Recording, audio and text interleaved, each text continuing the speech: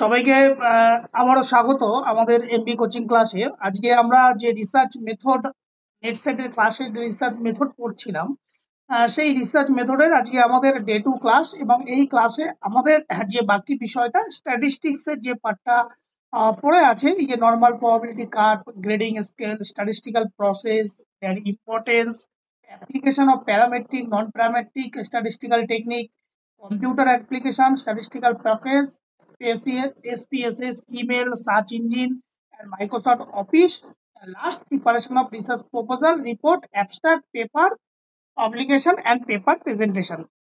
এই পার্টগুলোকে আজকে আমরা ক্লাসে শেষ করব। ক্লাসটা 2 থেকে 2.5 ঘন্টা মতো লাগবে। তোমরা সাথে থাকো এবং সমস্ত বিষয়গুলো, অনেকগুলো বিষয় এখানে স্ট্যাটিস্টিক্স এর পার্ট, সেখানে অনেকগুলো জিনিস তোমরা ছোট ছোট বিষয় আমি খুব সহজ ভাবে তোমাদেরকে বলার চেষ্টা করব, একদম এক্সাম ওরিয়েন্টেড, যাতে তোমাদের মধ্যে কোনো রকম সমস্যা না থাকে। তারপরেও যদি কোনো সমস্যা কোয়ারিজ কিছু থাকে, তোমরা সাথে সাথে আমাকে বলবে, আমি তোমাদের সেই সমস্যাগুলোকে সমাধান করার চেষ্টা করব। এখন ফার্স্ট, এটা হচ্ছে যে সিকোয়েন্স আছে, সেই সিকোয়েন্স অনুযায়ী ইউজিসি নেটের সিলেবাসে এরকম ভাবে আছে। এটাকে আমরা বোঝার জন্য, আমাদের সুবিধার জন্য আমরা একটু আগে এই statistical process, their importance and uses in research and parametric non parametric এই টেস্টগুলোকে আমরা একটু আগে পড়ে নেওয়ার চেষ্টা করি, তারপরে আমরা নর্মাল প্রবাবিলিটি কার্ভে যাব। এখন যদি সেটা করি তাহলে আমাদের বোধহয় বুঝতে একটু সুবিধা হয়।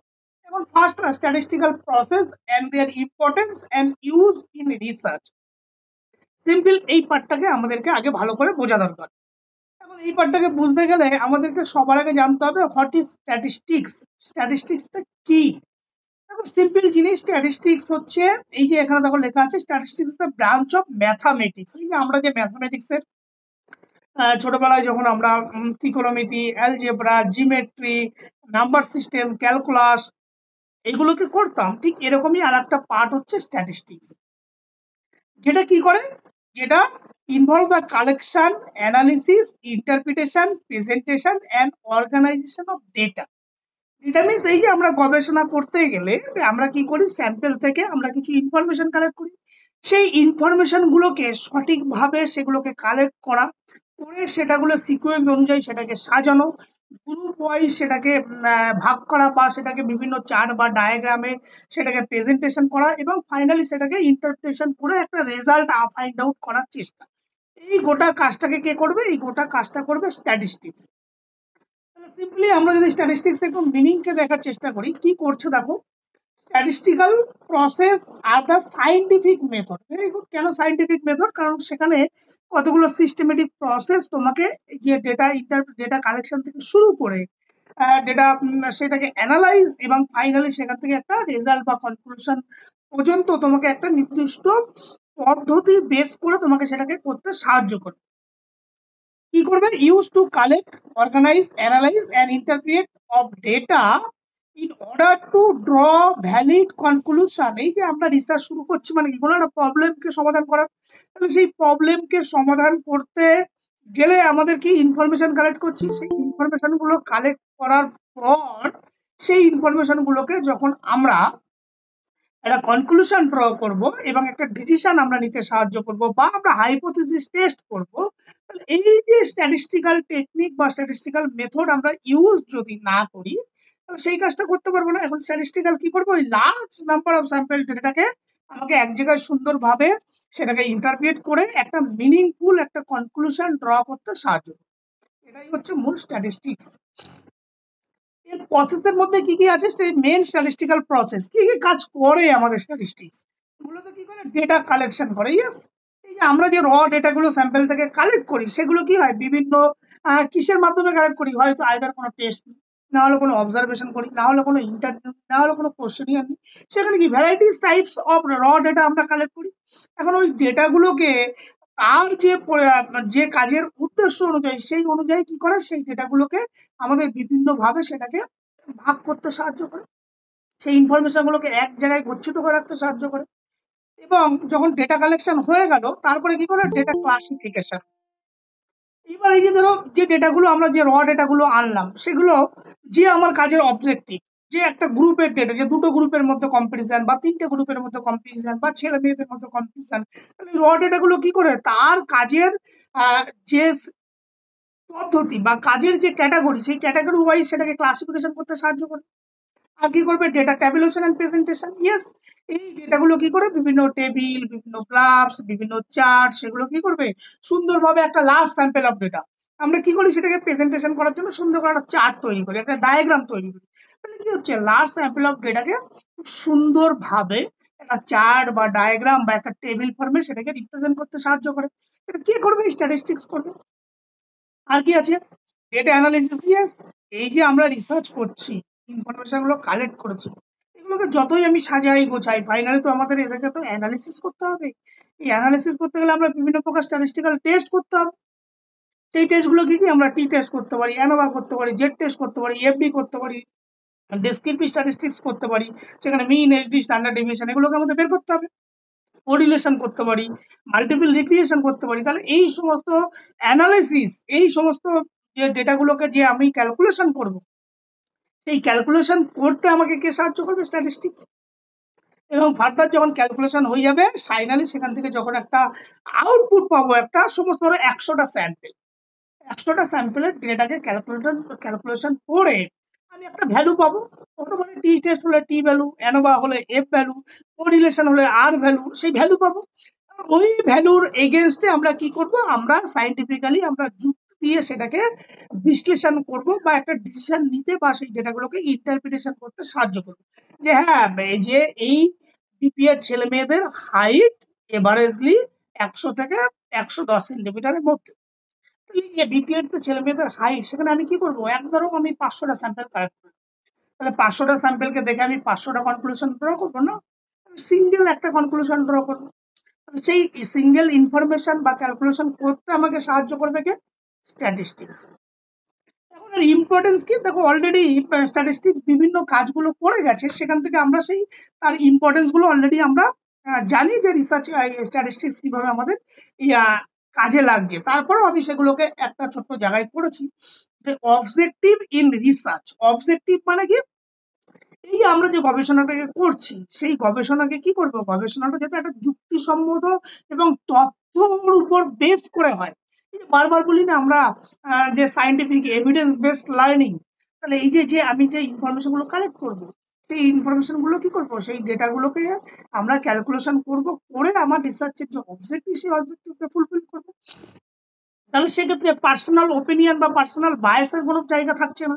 তাহলে এই অবজেক্টিভ ইন রিসার্চ, এই অবজেক্টিভ ইন রিসার্চকে ফুলফিল কে করছে, আমাদের এই যে স্ট্যাটিস্টিক্যাল প্রসেস।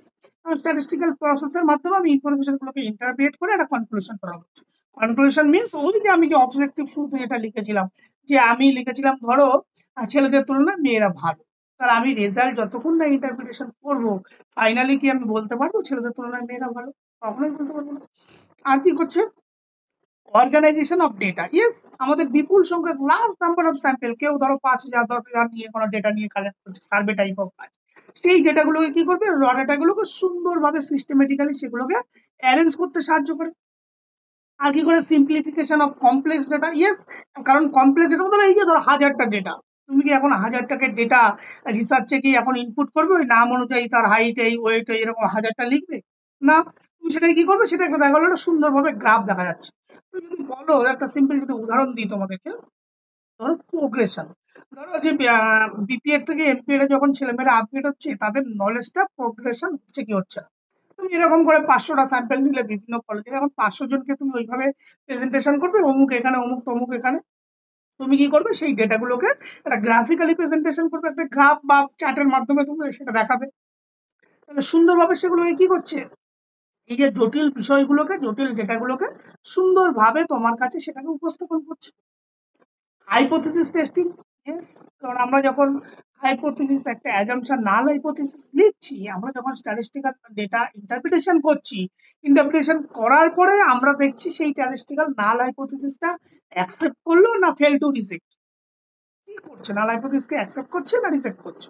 এখন সেই যে টেস্টিং অফ হাইপোথিসিস করতে আমাদেরকে সাহায্য করে। আর মেজারমেন্ট অফ রিলেশনশিপ। ইয়েস, অনেক সময় কি আমরা যদি কোনো কোরিলেশন স্টাডি করি এবং সেই যে ইনফরমেশন গুলোকে পাবো, সেগুলো আদৌ সঠিক কি না সেটাকে জানতে সাহায্য করবে। আর কি করে compares between the groups, yes, যখন আমরা দুটো গ্রুপের মধ্যে কোনো কম্পেয়ার করার চেষ্টা করবো, তাহলে সেই কম্পেয়ার থেকে আমরা আইদার দুটো গ্রুপ হলে টি টেস্ট, দুইয়ের বেশি হলে আমরা অ্যানোভা করবো। সেইগুলো থেকে আমরা একটা ভ্যালু পাবো, সেই ভ্যালু থেকে আমরা টেবিল ভ্যালু থেকে আমরা সেটাকে ক্যালকুলেশন করতে পারবো। ফাইনালি কি করবো, ড্রয়িং দ্য ভ্যালিড কনক্লুশন, তার এগেনস্ট আমরা একটা কনক্লুশন লিখতে পারবো। প্রেডিকশন অ্যান্ড ফোরকাস্টিং, আমরা অগ্রিম কিছু ফলাফল সম্পর্কে অনুমান করা সম্ভব হয়। আর কি হয়, এনহান্স রিসার্চ অ্যাকুরেসি, এই ডেটা যদি ইনফরমেশন বা ক্যালকুলেশন সঠিক আমরা করতে পারি, তাহলে কি করব, যে রিসার্চের ভ্যালিডিটি এবং রিলায়েবিলিটি সেটা অনেক বেশি হবে। এবং লাস্ট ফাইনালি কি করছে, ডিসিশন মেকিং করতে, যে কোনো প্রকার সিদ্ধান্ত নিতে সাহায্য করছে। এই হচ্ছে ওভারঅল রিসার্চ স্ট্যাটিস্টিক্স। মানে ইন জেনারেল স্ট্যাটিস্টিক্স কি কাজ করে, স্ট্যাটিস্টিক্স এর কেন প্রয়োজন, এই বিষয়গুলো। এখন আর একটা হচ্ছে ইউজ অফ স্ট্যাটিস্টিক্যাল প্রসেস। এই যে আমরা কি কি ধরনের স্ট্যাটিস্টিক্যাল প্রসেস আমরা ব্যবহার করি, এই যে রিসার্চ করার জন্য আমরা যে বিভিন্ন সময় যে বিভিন্ন ক্যালকুলেশন গুলো করি, সেগুলো বিভিন্ন রকম ভাবে ক্যালকুলেশন, আইদার ডেসক্রিপটিভ স্ট্যাটিস্টিক্স আমরা করি। ডেসক্রিপটিভ স্ট্যাটিস্টিক্স মানে একদম সামারাইজ, যে ডেটাগুলো তুমি কালেক্ট করছো সেগুলোকে একটা সামারাইজ একটা তথ্য তোমাকে ইনফরমেশন দিচ্ছে, যে মিন, মিডিয়ান, স্ট্যান্ডার্ড ডেভিয়েশন ইত্যাদি।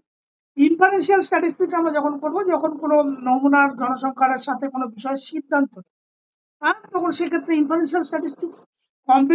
কম্পারিটিভ ইউজ, যখন আমি কোনো দুটো গ্রুপের মধ্যে কম্পারিজন করব, তখন সেটা করবো রিলেশনশিপ স্টাডি, যখন কোরিলেশন বের করার চিন্তা করব, যখন প্রেডিক্টিভ ইউজ, তখন আমরা রিগ্রেশন অ্যানালিসিস করব, ভবিষ্যৎ কি হবে। এই কাজগুলো মূলত স্ট্যাটিস্টিক্স করে। এখন মূল যে জায়গাটা আমাদেরকে বোঝা দরকার, বা মূল যে জায়গা থেকে বারবার প্রশ্ন আসে, সেটা হচ্ছে এই যে parametric and non parametric statistical technique.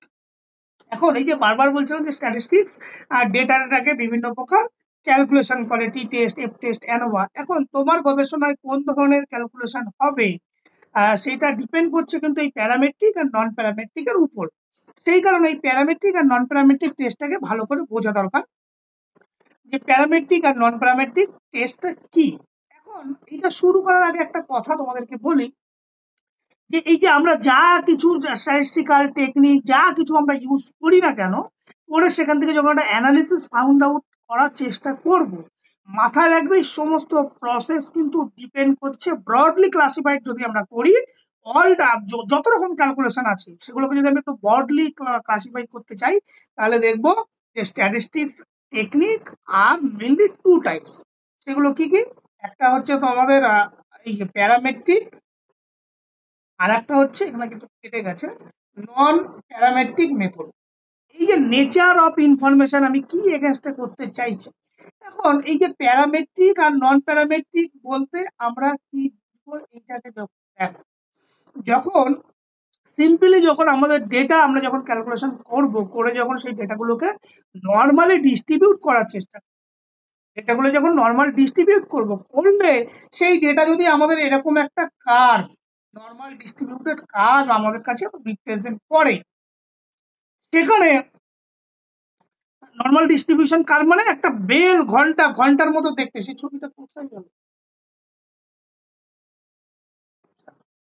একটু এখান থেকে যাই,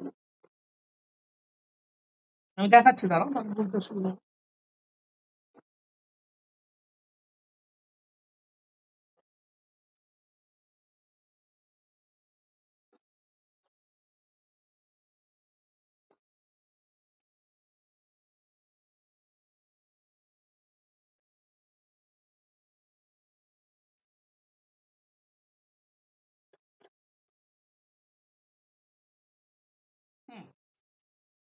নর্মাল ডিস্ট্রিবিউটেড মানে অনেকটা এই কার্ভটা যখন নর্মালি ডিস্ট্রিবিউটেড হবে, যখন এরকম একটা বেল শেপ কার্ভ তৈরি করবে, তখন আমরা তাকে কি বলবো, তখন আমরা করবো হচ্ছে প্যারামেট্রিক টেস্ট। তাহলে সিম্পলি কি বললাম, যখন ডেটা নর্মালি ডিস্ট্রিবিউটেড হবে তখনই আমরা কি ইউজ করব, প্যারামেট্রিক টেস্ট। আবার যখন ডেটা এরকম ভাবে নর্মালি বেল শেপ কার্ভ যখন নেবে না, তখন আমরা কি করব, নন প্যারামেট্রিক টেস্ট। সিম্পল। তাহলে আমরা যখন ডেটাগুলোকে যখন টেবিল আকারে রিপ্রেজেন্ট করব, সেই রিপ্রেজেন্ট করার সময় যদি দেখি আমার ডেটাগুলো নর্মালি ডিস্ট্রিবিউটেড করছে, তাহলে আমি সিম্পলি প্যারামেট্রিকের যে ধরনের টেস্ট হয় সেগুলো করব, আর যদি না করে সেটা আমরা নন প্যারামেট্রিক টেস্ট আমরা করব। এখন মূলত এই দুটো জিনিস আমি তোমাদেরকে রেখেছি, যে দেখো রিভিউ অফ রিলেটেড লিটারেচার, মানে তোমার রিসার্চ প্রবলেম থেকে রিভিউ অফ রিলেটেড লিটারেচার করছো। এখান থেকে রিভিউ অফ লিটারেচারের পরে কি আমরা কিছু ফর্মুলেট হাইপোথিসিস করি। হাইপোথিসিস ফর্মুলেট করলাম, আর এক ধরনের রিসার্চে সেখানে নো হাইপোথিসিস হয়। এখন হাইপোথিসিস যদি আমি ফর্মুলেট করি, তাহলে আমাকে সেক্ষেত্রে হাইপোথিসিসকে আমাদের টেস্ট করতে হবে। এই জন্য বলছে testing the difference between the variable. Test করবো। এখন টেস্ট করতে গেলে এই ধরনের টেস্টগুলো আমাদের লাগে। টি টেস্ট, অ্যানোভা, অ্যাঙ্কোভা, ম্যানোভা, ম্যাঙ্কোভা ইত্যাদি। কম্পারিজন। আর একটা করতে পারি কি, রিলেশনশিপ টেস্টিং দ্য কোরিলেশন। সেখানে আমরা কোরিলেশন করে আর ভ্যালু বের করি। এখন এই যে টাইপস অফ স্ট্যাটিস্টিক্স যদি আমরা আবার বলে থাকি, দু ভাগে ভাগ করা হয়েছে, on the basis of function, on the basis of distribution of data. ফাংশনের উপর বেস করে descriptive statistics, correlation statistics, inferential statistics. আবার বেসিস অফ ডিস্ট্রিবিউশন অফ ডেটার মধ্যে parametric statistics, non parametric statistics. আমরা মূলত এই ডিস্ট্রিবিউশন অফ দ্য ডেটার এই প্যারামেট্রিক নন প্যারামেট্রিক, যেহেতু আমাদের সিলেবাস আছে, এই দুটোকে নিয়ে আমরা কথা বলবো। তাহলে এই যে প্যারামেট্রিক আর নন প্যারামেট্রিক টেস্ট, তাহলে প্যারামেট্রিক টেস্ট আমরা কি বললাম, বা প্যারামেট্রিক টেকনিক আমরা কি বললাম, সিম্পলি যখন আমরা কোনো ডেটাকে রিপ্রেজেন্ট করবো কোনো গ্রাফিক্যালি, যদি আমার ডেটা নর্মালি ডিস্ট্রিবিউট হয়, তাহলেই আমরা কি করব, এই স্ট্যাটিস্টিক্যাল টেকনিককে আমরা তখন প্যারামেট্রিক যে ধরনের টেস্টগুলো আছে সেগুলো দিয়ে আমরা ক্যালকুলেশন করব। এখন আর এই যে আরেকটা জিনিস, এই সাথে সাথে প্যারামেট্রিকের কথা মেজার রাখতে হবে, যে সমস্ত ডেটা মেজার করা হবে, যে ডেটা যে টাইপ ছিল interval or ratio scale. Interval or ratio scale, বা সিম্পলি আমরা একে কোয়ান্টিটিভ ডেটাও বলতে পারি। তাহলে এখানে দুটো জিনিস, এক হচ্ছে either bell shape curve, sorry either না, দুটো জিনিস, এক হচ্ছে বেল শেপ কার্ভ তৈরি হবে, যারা ডেটা নর্মালি ডিস্ট্রিবিউটেড হতে হবে। 2 নম্বর হচ্ছে ইন্টারভাল আর রেশিও স্কেলে ডেটাগুলোকে কালেক্ট করতে হবে। তখনই আমরা প্যারামেট্রিক স্ট্যাটিস্টিক্স আমরা করতে পারবো। এখন অ্যাজাম্পশন কি কি, মূল কি অ্যাজাম্পশনের উপর বেস করে এই নর্মাল স্ট্যাটিস্টিক্স আমরা করি। এক হচ্ছে আমরা ধরে নিই যে আমাদের ডেটা আর অল ডেটা সমস্ত কিছু আর নর্মালি ডিস্ট্রিবিউট। আর কি করি, ভেরিয়েন্স ডিফারেন্স দা গ্রুপস আর ইকুয়াল, মানে কি যে গ্রুপগুলো আমাদের মধ্যে কম্পারিজন করব সেগুলো কি অল আর হোমোজেনিটি, তাদের মধ্যে একই ক্যারেক্টারিস্টিক আছে। ডেটা আর ইন্ডিপেন্ডেন্ট। আর কি করবো, মেজার করবো ইন্টারভাল আর রেশিও। এই দুটো কিন্তু মাথায় রাখতে হবে, মাঝে মধ্যেই প্রশ্ন আসে যে প্যারামেট্রিক টেস্টে কোন ধরনের ডেটা দিয়ে মেজার করা হয়, এক হচ্ছে ইন্টারভাল এন্ড হচ্ছে রেশিও। এখানে দেখো আমি আরেকটা প্যারামেট্রিক টেস্টের কতগুলো বৈশিষ্ট্য এখানে রেখেছি। Data normally distributed quantitative data. কেন কোয়ান্টিটিভ ডেটা, কারণ এই যে ইন্টারভাল রেশিও দিয়ে আমরা কতগুলো সংখ্যা ইউনিট, যেখানে আমাদের হাইট, ওয়েট, সেন্টিমিটার এই জাতীয় গ্রুপগুলোকে মেজার করতে সাহায্য করে, এই জন্য আমি বলেছি কোয়ান্টিটিভ ডেটা। আর এর যে টেস্টগুলো আছে সেই টেস্টগুলো আমরা পরে আসছি। এখন এই যে কমন কিছু প্যারামেট্রিক টেস্টের নাম, কি কি প্যারামেট্রিক টেস্ট নাম, এক হচ্ছে টি টেস্ট, 2 হচ্ছে পিআরটি টেস্ট, 3 হচ্ছে ANOVA, ANCOVA, Pearson correlation, regression analysis, Z test ইত্যাদি বিষয়গুলো। এখন সিম্পলি আমরা যদি বলি যে টি টেস্ট বলতে আমরা কি বুঝি, টি টেস্ট আমরা কখন করব বলো, কেউ আগে উত্তর দাও।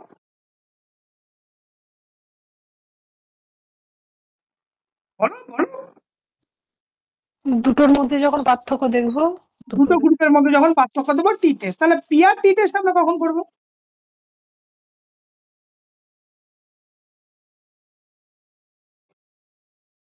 পেয়ার মানে তো জোড়া নাকি? হ্যাঁ পিআর টি টেস্ট আমরা কখন করব। আচ্ছা বেশ ঠিক আছে, একই গ্রুপের মধ্যে হবে, হ্যাঁ বলো।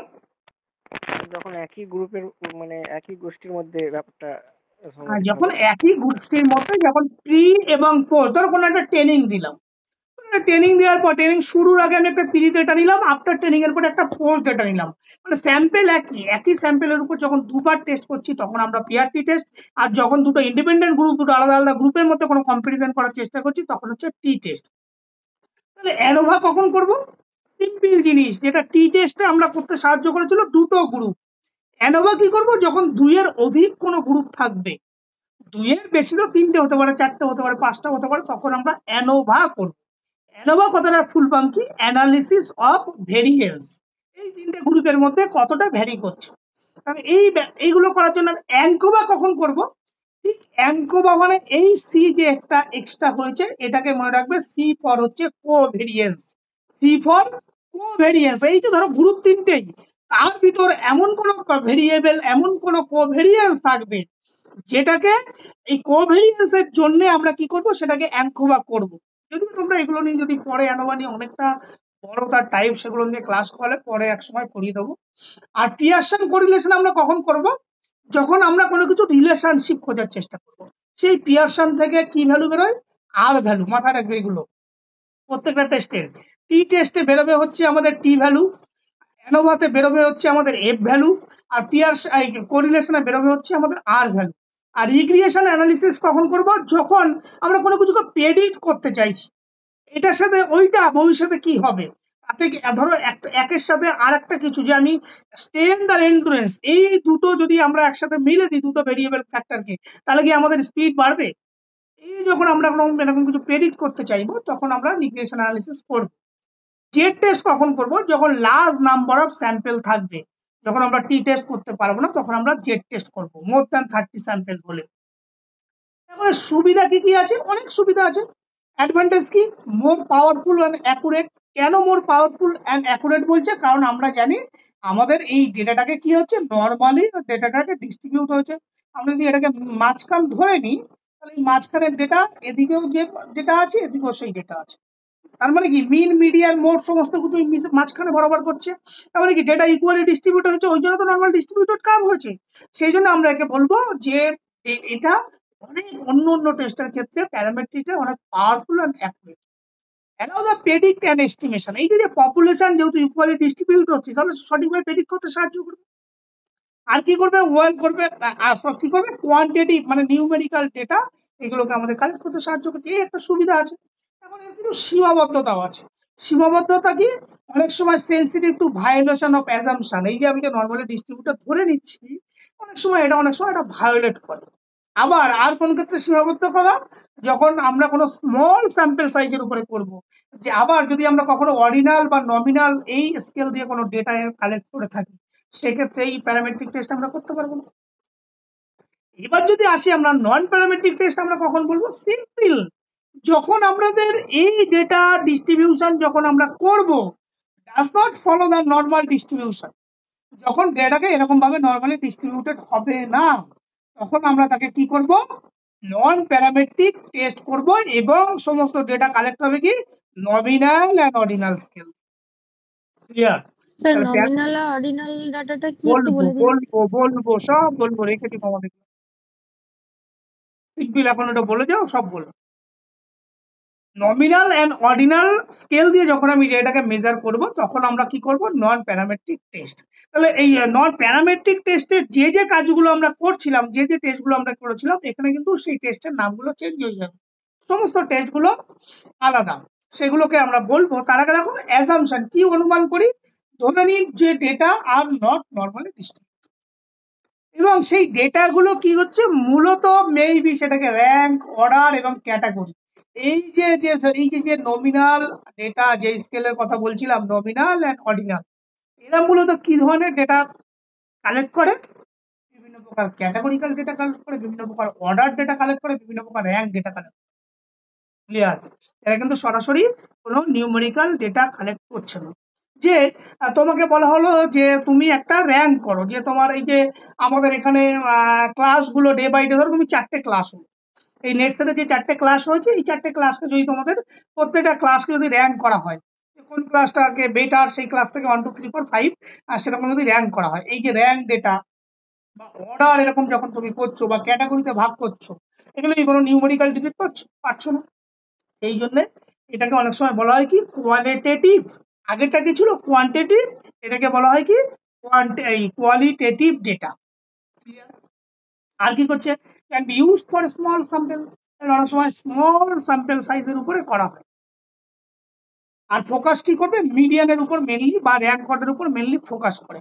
এখন এই যে যে প্যারামেট্রিক টেস্টে যে কমন কতগুলো নাম আমরা দেখেছিলাম, এক্ষেত্রে অন্য নাম কি নাম, ফার্স্ট হচ্ছে চাই স্কোয়ার টেস্ট, যেটা কি করবে, test relationship between categorical variable, এই যে দুটো যদি ক্যাটাগরিক্যাল ভেরিয়েবল থাকে, সেই ক্যাটাগরিক্যাল ভেরিয়েবলের মধ্যে রিলেশনশিপ খোঁজার চেষ্টা করে কি চাই স্কোয়ার টেস্ট। উদাহরণ দিয়েছি দেখো, relationship between gender and sports participation, যে জেন্ডারের সাথে স্পোর্টস পার্টিসিপেশন, এখানে দেখো জেন্ডার আর একটা হচ্ছে স্পোর্টস পার্টিসিপেশনের সম্পর্ক। এই ধরনের কোনো যখন আমরা নন প্যারামেট্রিক টেস্ট করবো তখন chi square test. Mann Whitney U test, Mann Whitney U test কি করবো, যখন আমরা টু ইন্ডিপেন্ডেন্ট গ্রুপের মধ্যে করবো, টু ইন্ডিপেন্ডেন্ট গ্রুপ প্যারামেট্রিক টেস্টের ক্ষেত্রে এই দুটো ইন্ডিপেন্ডেন্ট গ্রুপ হলে আমরা কি টেস্ট করতাম, সিম্পলি ইন্ডিপেন্ডেন্ট টি টেস্ট করতাম। এক্ষেত্রে কি করব, এই জন্য এখানে লেখা আছে অল্টারনেটিভ টু টি টেস্ট। এখানে দেখো comparing the motivational level between rural and urban athlete, motivational level between rural and urban athlete. এই যে দুটো ভেরিয়েবল দেখো এগুলো সব, এখন এই ভেরিয়েবল গুলো কি সব ক্যাটাগরি ভেরিয়েবল, তাদের সাথে যখন আমি করব তখন এই যে এটা যদি আমরা যদি প্যারামেট্রিক টেস্ট করতাম তাহলে আমরা এখানে টি টেস্ট করতাম। সিম্পলি যেহেতু নন প্যারামেট্রিক টেস্ট করলে আমরা মেনি উইটনি ইউ টেস্ট করবো। আর উইলকক্সন সাইন্ড র্যাঙ্ক টেস্ট, এটা কি করছে, এটা ওই যে আমরা যে পেয়ার স্যাম্পল টি টেস্ট করেছিলাম সেই পেয়ার স্যাম্পলের টি টেস্টের অল্টারনেটিভ একটা টেস্ট, যেটা প্রি আর পোস্ট ডাটা স্কুলের মধ্যে আমরা কম্পারিজন করব। আবার একটা আছে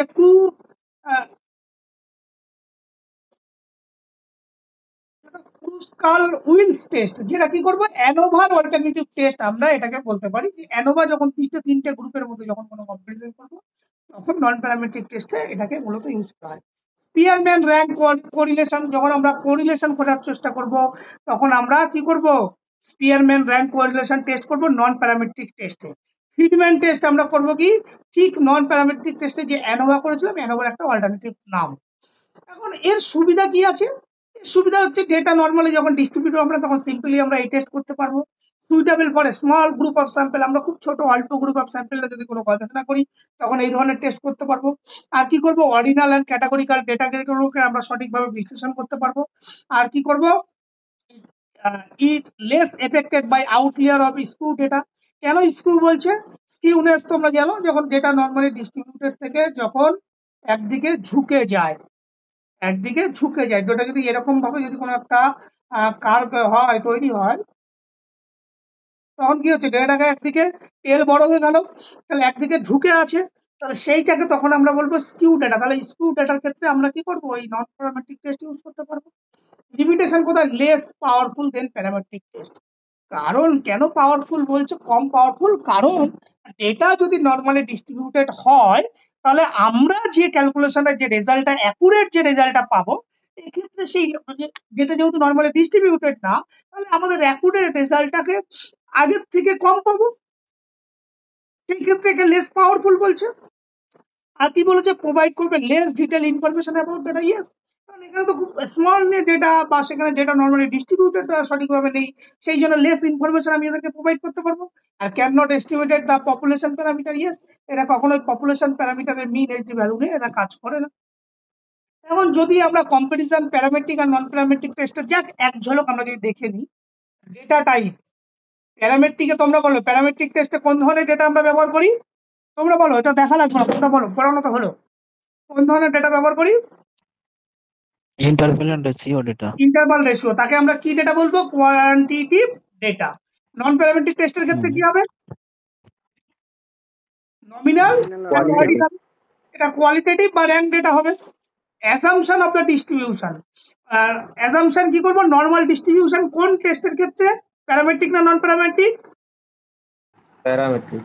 প্যারামেট্রিক। আর তাহলে নট অ্যাজুম নর্মাল ডিস্ট্রিবিউশন, সেটা নন প্যারামেট্রিক।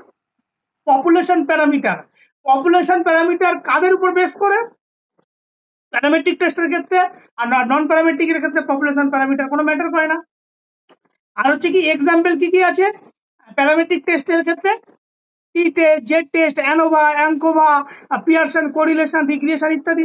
আর এক্ষেত্রে কি chi square test, Mann Whitney U test, Kruskal Wallis test, Spearman correlation test. Accuracy কাদের মোস্ট পাওয়ারফুল, প্যারামেট্রিক টেস্ট, আর দিকে less powerful non parametric test. Sample size, large sample size প্যারামেট্রিকের ক্ষেত্রে, small sample size non parametric টেস্টের। আর usefulness, use for data normally distributed, এখানে data সাধারণত skew টাইপের হতে। এই ছকটা তোমাদের অনেক সময় আগের বারও সিএসসি তে সিএস, হ্যাঁ আগের বার তোমাদের সেটে একটা প্রশ্ন এসেছিল যে অল্টারনেটিভ নাম জানতে চেয়েছিল যে প্যারামেট্রিক টেস্টের ক্ষেত্রে নন প্যারামেট্রিকের অল্টারনেটিভ নাম। ইন্ডিপেন্ডেন্ট টি টেস্ট যদি প্যারামেট্রিক টেস্ট হয়, অল্টারনেটিভ নাম কি, Mann Whitney U test. PRT test তার অল্টারনেটিভ নাম কি? Wilson sign rank test. One way ANOVA তার অল্টারনেটিভ নাম কি? Kruskal Wallis test. Repeated measure ANOVA Friedman test. Pearson correlation Spearman rank correlation. Regression analysis যদি আমরা করি, এখানে দেখো এখানে মূলত হচ্ছে স্পিয়ারম্যান কোরিলেশনটাকেই করা হয়। Z test chi square test. T test for dependent sample Wilson rank test. Two way ANOVA এটাকে হচ্ছে রে হেয়ার টেস্ট। এইগুলো এটাকে একদম মুখস্থ করে রাখবে যে আসতে পারে পরীক্ষায় যে প্যারামেট্রিক টেস্টের অল্টারনেটিভ নাম কি। আগের বারই একটা এসেছিল। এখন জাস্ট আমরা একটা তোমাদেরকে বোঝার জন্য একটা সোজা সোজা একটা এক্সাম্পল আমরা দিয়েছি যে comparing to training method on step. দুটো ট্রেনিং মেথডের মধ্যে আমরা যদি কম্পেয়ার করি, প্যারামেট্রিক টেস্টের ক্ষেত্রে আমরা ইন্ডিপেন্ডেন্ট টেস্ট করব, নন প্যারামেট্রিক এর ক্ষেত্রে মেনি উইথ নিউ টেস্ট করব। আবার দেখো comparing pre and post fitness score. Pre data একই স্যাম্পল একই গ্রুপ, প্রি পোস্ট, তাহলে এখানে পিআরটি টেস্ট, এখানে কি করব? উইলসন সাইন র্যাঙ্ক টেস্ট করব। কম্পেয়ারিং দ্য ফ্লেক্সিবিলিটি এবং 3 স্পোর্টস গ্রুপ, 3টে গ্রুপ কি হবে? One way ANOVA. আর এটা কি হবে? Kruskal Wallis test. Relationship correlation Pearson correlation যদি করি, তার অপোজিটে কি হবে? Spearman rank correlation. Comparing the multiple tail on same athlete. Multiple tail মানে অনেকবার রিপিটেডলি কাজ করতে হবে, রিপিটেড মেজার অ্যানোভা করব, এক্ষেত্রে ফিডম্যান টেস্ট আমরা। ক্লিয়ার? এই হলো তোমাদের প্যারামেট্রিক এবং নন প্যারামেট্রিক টেস্ট। এখন এই যে অ্যাডিশনাল ইনফরমেশন গুলো লিখে রেখেছি, এই যে তোমাদের আমরা ডেটা গুলো কথা বলছিলাম, nominal data, ordinal data, interval data, ratio data, মূলত এই 4 প্রকারের ডেটা। এখন এই ডেটা গুলো কি আমরা কোনটাকে নমিনাল, কোনটাকে অর্ডিনাল, কোনটাকে ইন্টারভাল, কোনটাকে রেশিও ডেটা বলবো, তার একদম সুন্দর আমি এখানে নমিনাল ডেটা বা নমিনাল স্কেল আমরা কখন বলবো? যখন কোনো ডেটাকে শুধুমাত্র তার শ্রেণী আকারে ভাগ করা হয়, কোনো র্যাঙ্ক বা কোনো প্রকার ধরো কোনো র্যাঙ্ক সেখানে থাকে না। এখানে কি বলেছে? Use the level or category data. এখানে শুধুমাত্র category data, no order to ranking between category. এখানে কোনো র্যাঙ্ক থাকবে না, অনলি কি থাকবে? অনলি ক্লাসিফিকেশন ভাগ করা থাকবে। যেমন হতে পারে বয়েজ, হতে পারে গার্লস, হতে পারে ট্রাইবাল, হতে পারে নন ট্রাইবাল, হতে পারে ফুটবল, হকি, ক্রিকেট, এরকম ভাবে নাম অনুযায়ী তাদেরকে র্যাঙ্ক ভাগ করা থাকবে, কিন্তু কোনো প্রকার অর্ডার সেখানে থাকবে না। নো নিউমেরিক্যাল মিনিং, এখানে কোনো প্রকার নিউমেরিক্যাল সংখ্যা কিন্তু, কারণ এখানে কি করবে? নাম অনুযায়ী গ্রুপ ভাগ করছে নমিনাল ডেটাতে, নাম অনুযায়ী বিভিন্ন ক্যাটাগরিতে ভাগ করে দিয়েছে, সেই জন্য একে বলা হচ্ছে কোনো প্রকার নিউমেরিক্যাল কিন্তু এক্ষেত্রে থাকবে না। এখানে দেখো example, gender male female, blood group A B এপিও, এরকম ভাবে ভাগ করছি, sports type football, cricket, hockey ইত্যাদি, তখন আমরা তাকে নমিনাল ডেটা বলবো। অর্ডিনাল স্কেল কখন বলবো? অর্ডিনাল স্কেল যখন, এই অর্ডিনাল স্কেল আমরা তখনই বলবো যখন ডেটাগুলো র্যাঙ্ক অনুযায়ী বা তার সিকোয়েন্স অনুযায়ী সাজানো যায়। র্যাঙ্ক অনুযায়ী যখন সাজানো থাকবে কোনো কিছুকে, তখনই আমরা তাকে অর্ডিনাল স্কেল বলবো। কি হচ্ছে? র্যাঙ্ক অর অর্ডার বেস অনুযায়ী থাকবে। দেখা হলো কোনটা থাকলো 5, 4, 3, 2, মানে এইভাবে পরপর সেখানে অর্ডার অনুযায়ী সাজানো থাকলো। আবার ধরো কোনো সময় থাকলো 3, 5, 4, 1, এরকম ভাবে অর্ডার অনুযায়ী সাজানো থাকলো। এই ধরনের যখন কোনো কাজ আমরা করব, যখন র্যাঙ্ক বা অর্ডার অনুযায়ী কোনো ডেটা ইনফরমেশন গুলোকে কালেক্ট করবো, তখন আমরা তখন কি বলবো? Ordinal scale. যেমন দেখো কি হচ্ছে? Ranking possible, no equal interval, show order only. কি কাজ করছে? এক্সাম্পলটা দেখো, player ranking first, second, third. আমরা যদি কোনো প্লেয়ারকে, তাহলে এগুলো কি সব কোয়ালিটেটিভ ব্যাপার হচ্ছে যে আমি ফার্স্ট প্লেয়ারকে, সেকেন্ড প্লেয়ারকে, থার্ড কে, ফোর্থ কে, আর এটা হচ্ছে গ্রেড, যদি আমি এ বি সি ডি কোনো গ্রেড দিই, যে হাই, মিডিয়াম, লো, এইভাবে দেখো এখানে কি কোনো নিউমেরিক্যাল ইনফরমেশন কালেক্ট করছে না, সব কিন্তু কোয়ালিটেটিভ নেচার কিন্তু কালেক্ট করছে। তাহলে এই যে নমিনাল অ্যান্ড অর্ডিনাল স্কেল, এই নমিনাল অ্যান্ড অর্ডিনাল স্কেল গুলোকে কি বোঝা গেছে? তাহলে এরা কি কোনো সংখ্যা ইনপুট আমাকে দিচ্ছে? নমিনালে কি করছে? সে তার ক্যাটাগরি অনুযায়ী গ্রুপ গুলোকে ভাগ করতে সাহায্য করছে, আর অর্ডিনাল কি করছে? সে কোনো র্যাঙ্ক বা অর্ডার অনুসারে সেগুলোকে সাজাচ্ছে। কিন্তু ইন্টারভাল স্কেল আমরা কখন বলবো? যখন ইন্টারভাল, যখন আমরা কোনো কিছুর মধ্যে যখন ব্যবধান খোঁজার চেষ্টা করব, যখন কোনো কিছু কোনো গ্রুপের মধ্যে বা কোনো কিছুর স্কোর আমরা জানার চেষ্টা করবো, যে আমার আইকিউ লেভেল কত, এখন বডি টেম্পারেচার কেমন, আমার হাইট কেমন। ইন্টারভাল মানে দুটোর মধ্যে একটা ব্যবধান, অন্যের সাথে আর একটা গ্রুপের আমি ব্যবধান খোঁজাচ্ছি, আমার সাথে অন্যের হাইটের কম্পিটিশন, তাহলে এই যে ডেটার ইকুয়াল ইন্টারভাল বিটুইন ভ্যালু, একটা ভ্যালু মানে কি সেখানে একটা সংখ্যা প্রোভাইড করছে, but not to zero. Not to zero মানে এটা কখনোই যে বাস্তবের কোনো শূন্য বিন্দু বলে কিছু হয় না। যেমন এখানে দেখো আমি একটা equal interval not to zero সেটাই লেখা আছে, যেমন টেম্পারেচার বা ফাইনাইট ডিগ্রি, যেগুলো যা কিছু আইকিউ স্কোর কত ইত্যাদি বিষয়গুলো।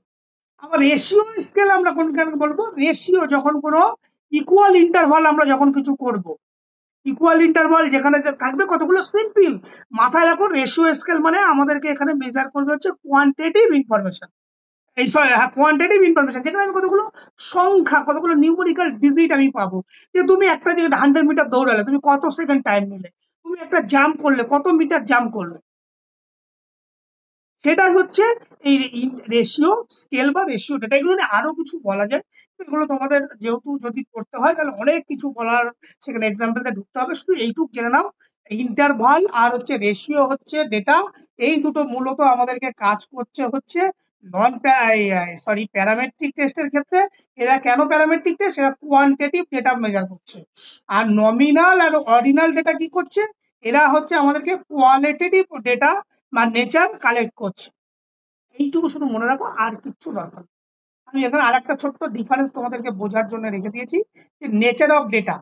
একটা হচ্ছে ক্যাটাগরিক্যাল, নমিনাল কি করছে ক্যাটাগরি অনুযায়ী ভাগ করছে, অর্ডিনাল কি করছে র্যাঙ্ক করছে, ইন্টারভাল কি করছে কন্টিনিউয়াস ডেটা মেজার করছে, আর রেশিও কন্টিনিউয়াস করছে। অর্ডার কি, নো অর্ডার, অ্যাজ অর্ডার ইত্যাদি বিষয়গুলো রয়েছে, ওগুলো একবার দেখে নেবে, এগুলো এতটা আসবে তোমাদের ওই নমিনাল অর্ডিনাল স্কেল থেকে যদি আসে ওই প্যারামেট্রিক রিলেটেড কোনো কোশ্চেন হয়তো আসবে।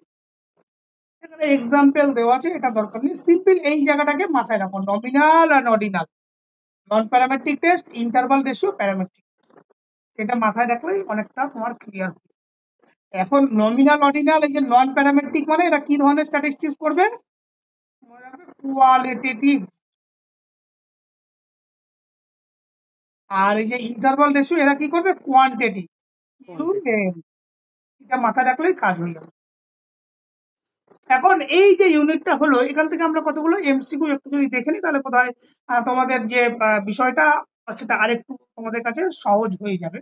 1 নম্বর প্রশ্ন, which of the following best explain the purpose of statistical process in research. নিচের কোনটি বেস্ট এক্সপ্লেন করছে স্ট্যাটিস্টিক্যাল প্রসেস ইন রিসার্চ, বলো। Option B. Option B, to organise, interpret and data scientifically. Very good. Question number 2. Parametric tests are based on which assumption?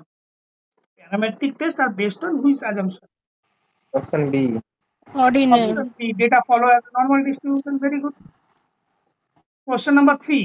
Which of the following is not a parametric test? Which of the following is not a parametric test? Chi-square test. অবশ্যই Chi-square test, কারণ টি test, ANOVA, Pearson correlation সব এগুলো কি parametric test. Question number 4. Non-parametric tests are mainly used when, কখন আমরা নন parametric test আমরা ব্যবহার করি, Data are nominal or ordinal. যখন ডেটা নমিনাল এন্ড অর্ডিনাল। বেশ। Question number 5. Which of the following is an example of non-parametric test?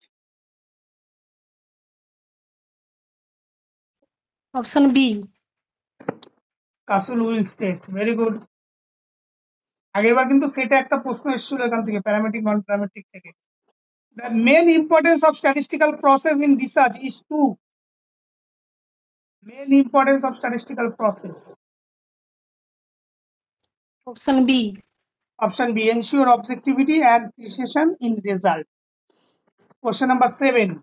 Which test is the non-parametric alternative to PRT test?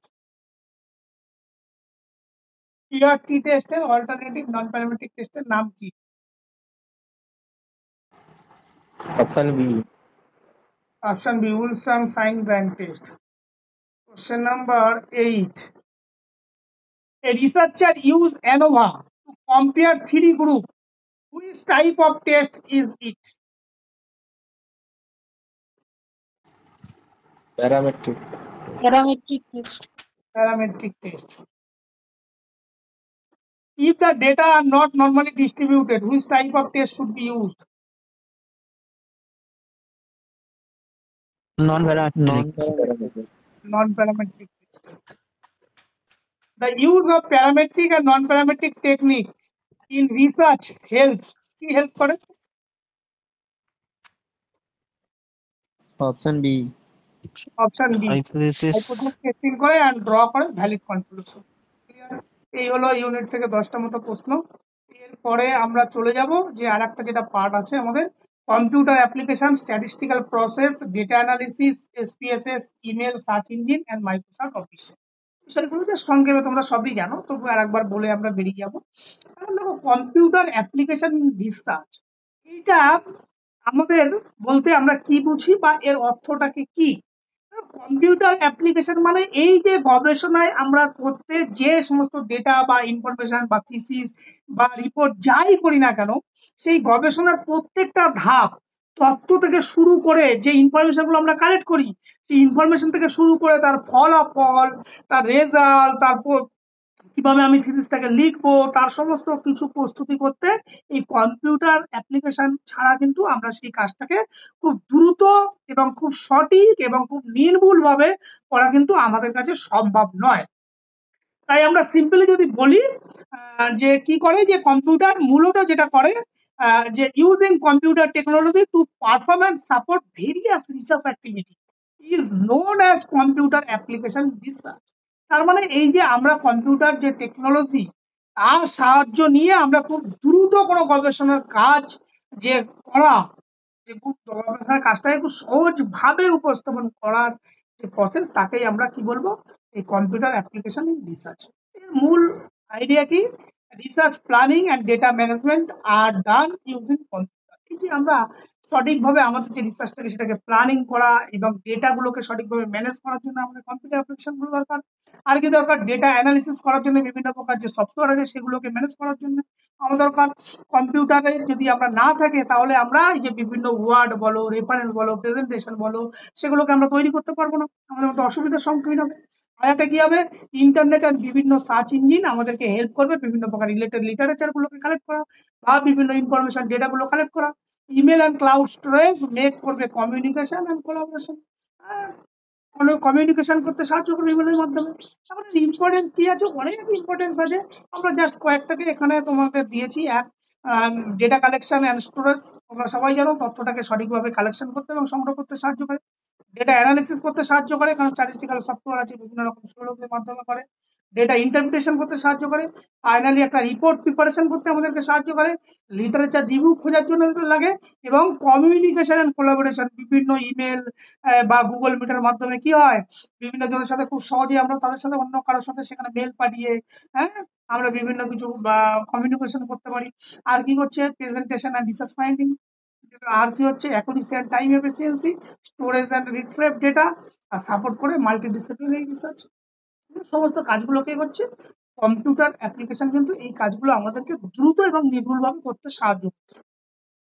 Computer application ছাড়া আমরা খুব নিখুঁতভাবে scientifically কিন্তু এই কাজগুলো করা আমাদের কাছে খুবই কষ্টসাধ্য এবং জটিল বিষয়। এখন এরপরে এই কম্পিউটার অ্যাপ্লিকেশনের মধ্যে অন্যতম যেটা হচ্ছে এসপিএসএস। তোমরা সবাই জানো এসপিএসএস এর ফুল ফর্ম কি? Statistical package for the social science. যে কি হচ্ছে, যে একটা সফটওয়্যার প্যাকেজ, যে কি করছে, এই যে আমাদের যে সোশ্যাল সায়েন্স, সেই সোশ্যাল সায়েন্সের মধ্যে বিভিন্ন রকম যে আমাদের রিসার্চ যে ডেটাগুলো, সেই ডেটাগুলোকে সুন্দরভাবে অর্গানাইজ করে সেটাকে ডেটাগুলোকে ইন্টারপ্রিট করতে সাহায্য করে। স্ট্যাটিস্টিক্যালি সেটাকে কি করবে? অ্যানালাইজ করবে, করে সেগুলোকে একটা ইন্টারপ্রিট করে আমাদের কাছে রেজাল্ট একটা প্রোভাইড করে কে? এসপিএসএস, যেটা খুব সহজ একটা একটা সফটওয়্যার, যার মাধ্যমে কিন্তু খুব সহজেই আমরা একটা লার্জ স্যাম্পল অফ ডেটাকে কিন্তু খুব অল্প সময়ের মধ্যে এই কাজগুলোকে করতে পারি। এখন মূলত কি করে এই এসপিএসএস? তার মেন ফিচার্স কি আছে? ডেটা ম্যানেজমেন্ট করতে সাহায্য করে। ডেটা ম্যানেজমেন্ট মানে এই যে যে সমস্ত ইনফরমেশন গুলো তোমরা আমরা ওখানে যদি এসপিএসএস সেটাকে পুট করি লার্জ ডেটাকে, সেই ডেটাগুলোকে সুন্দরভাবে কি করবে, সেই ডেটাগুলোকে অর্গানাইজ ওয়েতে সেটাকে ইনপুট করতে সাহায্য করে, সেটাকে অর্গানাইজ ওয়েতে সেটাকে সাজিয়ে ফেলতে পারে। সেখান থেকে আমরা বিভিন্ন প্রকার ডেসক্রিপটিভ স্ট্যাটিস্টিক্স করতে পারি, mean, median, mode, standard deviation, variance ইত্যাদি। ইনফারেন্সিয়াল স্ট্যাটিস্টিক্স করতে পারি, বিভিন্ন প্রকার কম্পারিজন টেস্ট। সেখান থেকে আমরা গ্রাফিক্যাল রিপ্রেজেন্টেশন করতে পারি, ডেটা ট্রান্সফর্ম করতে পারি, হ্যাঁ, একটা আউটপুট ভিউ আমরা সেখান থেকে পাই, মানে রেজাল্ট যেটা তুমি ক্যালকুলেশন করবে সুন্দর আকারে টেবিল আকারে আমাদেরকে একটা আউটপুট সে প্রোভাইড করবে। আর ইউজফুল বা ফ্রেন্ডলি ইন্টারফেস, সেখানে প্রোগ্রামিং আর কোনো কিছু প্রোগ্রামিং ছাড়াই খুব সহজে কিন্তু এসপিএসএস টাকে আমরা অপারেট করতে পারি। এই জন্য বলছে ইউজার ফ্রেন্ডলি অনেক। তাহলে দেখো এই যে এসপিএসএস কি সিম্পল একটা স্ট্যাটিস্টিক্যাল সফটওয়্যার বা প্যাকেজ, যে আমাদের কি করছে, যে আমাদের এই সমস্ত ডেটা যে রিসার্চ করতে গেলে যে ইনফরমেশন, সেই ইনফরমেশন গুলোকে আমাদের সাইন্টিফিক্যালি সেটাকে অ্যানালিসিস করতে কিন্তু সাহায্য করছে। এখন এর ফাংশন, মূল কাজ কি? এর মূল ফাংশন হচ্ছে ডেটা এন্ট্রি অ্যান্ড কোডিং। কোডিংটাকে ভালো করে জানতে হবে এবং সেখানে কতগুলো ডেটা এন্ট্রি করতে হয়। ফার্স্ট ডেটা এন্ট্রি করার পর ডেটা ক্লিনিং করতে হয়, সেখান থেকে ডেসক্রিপটিভ অ্যানালিসিস বা কোরিলেশন যা কিছু করবে না কেন, আর হচ্ছে regression analysis, hypothesis testing, graphical output যা কিছু করতে চাও এভরিথিং কিন্তু এই স্ট্যাটিস্টিক্যাল সফটওয়্যারের মধ্যে হয়, সফটওয়্যারের মধ্যে করা যায়। শুধু জাস্ট সেখানে ডেটাকে ইনপুটটাকে শিখতে হবে আর কি কি কোড ওখানে আছে, কতগুলো কোডিং তোমাদেরকে জানলেই সেই কাজটা খুব সিম্পল কাজ। তার মধ্যে দুটো ইন্টারফেস থাকে, একটা হচ্ছে ভেরিয়েবল ভিউ আর একটা হচ্ছে ডেটা ভিউ।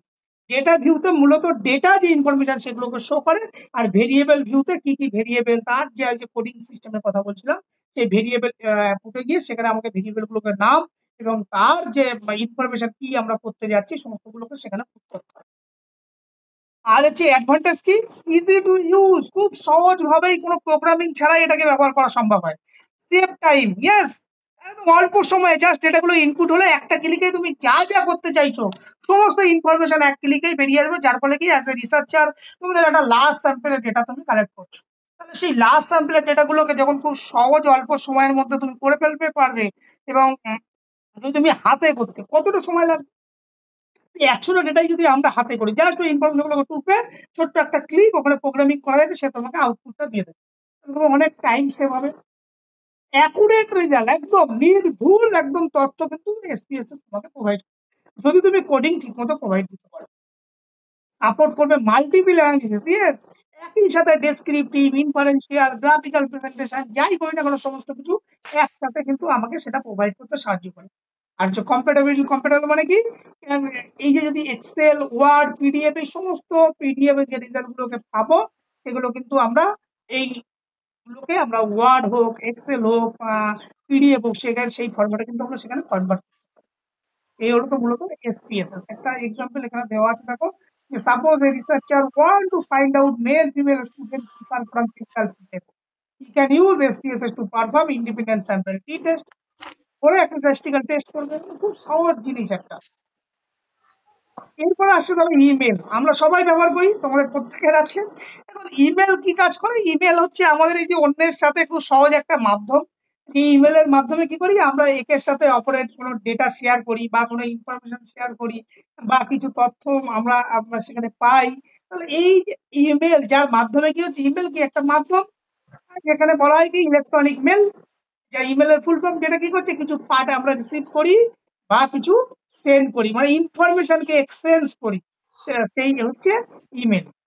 ইমেলের মাধ্যমে রিসার্চে কিভাবে কাজে লাগে, অ্যাজ এ রিসার্চার তুমি সেই ইমেলের থ্রু বিভিন্ন প্রকার কোশ্চেনিয়ার, বিভিন্ন প্রকার তুমি অন্য কারোর সাথে যে তোমার সাবজেক্ট তাদের সাথে তুমি যোগাযোগ করতে পারো, তাদেরকে তুমি প্রশ্ন পাঠাতে পারো এবং সেখান থেকে দ্রুত সেখান থেকে একটা রেসপন্স আসে। তাহলে এটা খুব সহজলভ্য, সেটা সহজলভ্য তোমার একটা রিসার্চারের খুব কাজের বিষয়, আর অন্যের সাথে একটা কমিউনিকেশন একটা বিরাট মাধ্যম। কি কি ফিচার্স আছে, ইনস্ট্যান্ট কমিউনিকেশন, ইনস্ট্যান্ট কমিউনিকেশনের সাথে সাথেই সেই বার্তা তুমি এখানে বসে আছো, এখান থেকে সে যত দূরে তুমি পাঠাও ইনস্ট্যান্ট সেটাকে সেন্ডিং করবে। আর কি আছে, এর সাথে ফাইল অ্যাটাচমেন্ট করা যায়, অ্যাক্সেসিবিলিটি, এটা কম্পিউটার বা মোবাইল সমস্ত জায়গা থেকে এটাকে অ্যাক্সেস করা যায়। আর রেকর্ড কিপিং, আছে সমস্ত রেকর্ড গুলোকে এখানে ভবিষ্যতে বার্তা যা যা করেছো ইনফরমেশন সমস্ত গুলোকে সুন্দরভাবে সেখানে রেকর্ড করা যায়। আর গ্রুপ কমিউনিকেশন, একসাথে অনেকজন ব্যক্তিকে কিন্তু এই গ্রুপে এই বার্তা পাঠানো সম্ভব হয়। Free and low cost, yes, একদম ভেরি লো কস্ট। সবাই জানো জিমেল এখন সবাই ফিরতে হয়, কিন্তু সামান্য জাস্ট ইন্টারনেট থাকলে সেটাকে তুমি অ্যাক্সেস করতে পারবে, পরে তুমি এই ইনফরমেশন গুলো খুব কম করে সেটাকে করতে পারবে। এর ব্যবহার কি কাজে আমরা রিসার্চের ক্ষেত্রে লাগাই, কমিউনিকেশন উইথ রিসার্চ গাইড, আমরা সঠিকভাবে গবেষণা পরামর্শ বা গাইডের সাথে বা বিভিন্ন ইনফরমেশন অন্য কাছ থেকে জানার জন্য আমরা কি করি, কনসাল্ট করি অন্যর সাথে, ডেটাগুলোকে কালেকশন করতে পারি। যে কেউ ধরো অন্য কেউ আছে তোমার কিছু কোশ্চেনিয়ারের মাধ্যমে তুমি ইনফরমেশন কালেক্ট করো, তাহলে তুমি বাই মেল সেই কোশ্চেন একটা পাঠিয়ে দিলে সেখান থেকে ইনফরমেশন পেয়ে যাবে। আর কি হচ্ছে শেয়ারিং, আমরা কোনো ডকুমেন্ট শেয়ারিং করতে পারি, কোনো ফিডব্যাক আমরা সেখান থেকে গুগল ফর্মের মাধ্যমে এই সরি কোনো ফিডব্যাক আমরা সেখান থেকে রিসিভ করতে পারি, সাবমিট করতে পারি, আমরা রিসার্চ পেপারগুলোকে সাবমিট করি, কোলাবোরেশন করতে পারি, নোটিফিকেশন আর আপডেট, আর receiving the conference mail seminar যে জার্নালিস্ট বিষয়গুলো আছে সেগুলো আমাদের বাই নোটিফিকেশন আসে। সুবিধা কি? Fast and efficient communication, low and costly service, global communication সম্ভব, return record for all communication enable করে শেয়ারিং ডিজিটাল ফাইল ইজিলি। এইগুলো হচ্ছে কি এই ইমেলের এত সুবিধা কিন্তু আমাদেরকে প্রোভাইড করে। পরাসত্ত্বের কি লিমিটেশন সীমাবদ্ধতা আছে, ইন্টারনেট অ্যাক্সেস দরকার। ইয়েস, ইমেল যদি আমরা করতে চাই অবশ্যই ইন্টারনেট অ্যাক্সেস দরকার। অনেক সময় কি হয় বিভিন্ন প্রকার স্পাম মেল সেগুলোকে আমাদেরকে হার্ম করতে সাহায্য করে। অনেক সময় কি হয় সিকিউরিটি রিস্ক প্রবলেম থাকে, অনেক সময় মিস কমিউনিকেশন হয়, ফেস টু ফেস ইন্টারাকশন হয় না বলে অনেক সময় কি হয় মিস কমিউনিকেশন হওয়ার প্রবণতা থাকবে। এক্সাম্পল আর এটাকে বলছি না, এক্সাম্পল একটু বলেছি। দেখো এই রিসার্চার সেন্ড এ কোশ্চেনিয়ার 200 পার্টিসিপেন্টকে via Gmail receive response digitally. এখন ডিজিটালি সাথে সাথে এক ক্লিকে 200 রেসপন্স পার্টিসিপেন্টকে মেল থাকলে ইমেল থাকলে চলে গেল কোশ্চেনিয়ার গুলোকে। এখন এরপরে আরেকটা আছে একটা সার্চ ইঞ্জিন। সার্চ ইঞ্জিন মানে জানি এই যে আমরা যা কিছু সার্চ করি না কেন কোনো একটা প্ল্যাটফর্মে গিয়ে আমাদেরকে সেটাকে সার্চ করতে হয়, তাই তো? তাহলে simply search engine is an outline software system. কি করছে, ডিজাইন করা আছে help to user to find out any kind of information. তার জন্য কি লাগবে, on the internet by typing keyword on face it display the list of relevant website search paper book others material. এই যে Google কি একটা search engine, সেখানে আমরা যা কিছু লিখে একটা সার্চ করি, তাহলে সেইভাবে সফটওয়্যারটা সিস্টেমটাকে ডেভেলপ করা আছে, যা কিছু দেবে সেই রিলেটেড বিভিন্ন প্রকার সাইট তোমার সামনে ওপেন হবে। এর উদ্দেশ্য কি, রিসার্চের ক্ষেত্রে মূলত to locate the relevant academic research information easily. এই সার্চ ইঞ্জিন গুলো যে রিসার্চের যে সার্চ ইঞ্জিন গুলো আছে সেগুলো কি হবে, এই সার্চ ইঞ্জিন গুলো মূলত সেই রিসার্চ রিলেটেড সমস্ত ইনফরমেশন খুব সহজে সেখান থেকে অ্যাক্সেস করা সম্ভব হয়। আর এর মাধ্যমে কি হবে, to identify the journal publication book related research topic. আর কি হবে, টু রিভিউ করবে existing literature and background study, to assess করবে outline database and full text of research paper. Characteristic কি, ওয়েব বেস টুল। যে ওয়েব বেস টুল কেন বলছে, যেমন 24/7, মানে আমরা 24 ঘন্টা সেটাকে অ্যাক্সেস উপলব্ধ এই সার্চ ইঞ্জিনের মাধ্যমে, যে কোনো সময় ইচ্ছে হলো আমি সেখান থেকে সার্চ করতে পারছি।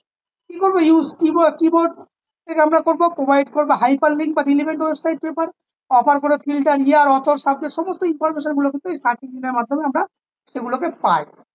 টাইপ অফ সার্চ ইঞ্জিন, কতগুলো সার্চ ইঞ্জিনের আমি নাম দিয়েছি, এখান থেকেও মাঝে মধ্যে ফার্স্ট পেপারে কিছু প্রশ্ন আসে। একটা জেনারেল সার্চ ইঞ্জিন যেখানে use for everybody for information search, যেমন গুগল, ব্রিং, ইয়াহু। আবার একাডেমিক সার্চ ইঞ্জিন কি, specifically design for scholarly and research information. দেখো দুটো, একটা হচ্ছে জেনারেল ইনফরমেশন আর একটা হচ্ছে academic search engine. Academic search engine কোনটা, গুগল স্কলার, মাইক্রোসফট একাডেমিক, রিফ্যাক্ট, সুদগঙ্গা ইত্যাদি আরো আছে, পাবমেড ইত্যাদি বিষয়গুলো। Subject specific database for discipline specific wise, যেমন ধর physical education, sports science, medicine, এইগুলো হচ্ছে সমস্ত রিসার্চ গুলো হয় পাবমেড, ইআরসি, স্পোকাস, রিসার্চগেট ইত্যাদি। এইগুলো কিন্তু সব এই একাডেমিক সার্চ ইঞ্জিনের আন্ডারেই, ঠিক আছে? এগুলো সব এই একাডেমিক সার্চ ইঞ্জিনের আন্ডারেই কিন্তু। মেটা সার্চ ইঞ্জিন এটাও কিন্তু ওটার মধ্যে, ডজিপাইল, স্মার্ট পেজ, ইনস্টিটিউশনাল রেসপন্স যেমন সুদগঙ্গা, এনটিএল, ন্যাশনাল ডিজিটাল লাইব্রেরি, সমস্তগুলো কিন্তু কি সব academic search engine. Are popular academic search engine কি, স্কলার, পাবমেড, ইআরসি, রিসার্চগেট, স্পোকা, সুদগঙ্গা ইত্যাদি বিষয়গুলো। এগুলোকে মনে রাখবে, এগুলো নিয়ে আর কিছু বলার নেই, শুধু নামগুলো জানতে হয়। Step of use search engine, কিভাবে ডিফাইন ইউর টপিক, ফার্স্ট তুমি সেটাকে ডিফাইন করবে, চুজ করবে সুইটেবল কিওয়ার্ড, সিলেক্ট করবে database search engine Google Scholar, PubMed করে বা ফিল্টার অ্যান্ড ডিফাইন রেজাল্ট। আর কি করবে, ডাউনলোড আর সেভ দ্য রিলিভেন্ট সোর্স। এই হচ্ছে মূলত সার্চ ইঞ্জিন। আর রেকর্ড করবে রেফারেন্স গুলো। সুবিধা কি কি আছে, প্রোভাইড করবে কুইক অ্যাক্সেস। এগুলো আর কি বলবো, এগুলো আর কিছু বলার নেই, এক্সাম্পল দেওয়া আছে। এই হলো মূলত যে বিভিন্ন প্রকার সার্চ ইঞ্জিন। এই সার্চ ইঞ্জিন থেকে দুটো টাইপের প্রশ্ন, একটা general search engine, academic search engine, নিচের কোনটা সেগুলোকে একটু জেনে যাবে। আর হচ্ছে কি আরেকটা যে মাইক্রোসফট অফিস মাইক্রোসফট অফিস কি একটা সফটওয়্যার প্যাকেজ, তাই তো? সেখানে কি করে, এটা ওয়াইডলি সবাই আমরা ইউজ করি। কি করে এটা মূলত data collection, data analysis, presentation, report writing লিখতে সাহায্য করে। এর মধ্যে অনেকগুলো পার্ট আছে, সেগুলো হ্যাঁ, MS Word, MS Excel, MS PowerPoint, MS Access, MS Outlook, এতগুলো পার্ট আছে, বিজার কম্পোনেন্ট। রিসার্চের কাছে কি লাগে, আমরা এক্সেল লাগে, এমএস ওয়ার্ড লাগে, পাওয়ার পয়েন্ট লাগে, আউটলুক লাগে, সমস্তগুলো কাজ করে কি কাজ করতে সমস্ত কিছু এখানে লেখা আছে। আমরা জাস্ট এগুলো কমন বেসিক জিনিস, ওই জন্য আর এগুলোকে এত কিছু বললাম না। তোমরা জাস্ট এখান থেকে কতগুলো প্রশ্ন আছে, উত্তরগুলোকে দাও। What is the main purpose of using computer in research? গবেষণায় কম্পিউটার ব্যবহার করার মূল উদ্দেশ্য কি? Option B. Option B, to store, analyze, interpret data. SPS is mainly used for Statistical data. analyze. question number 3. Which of the following software is not statistical package? Is not MS Word. D. Sir, option C. option C. Nah. MS Word. I think D হবে MS Word.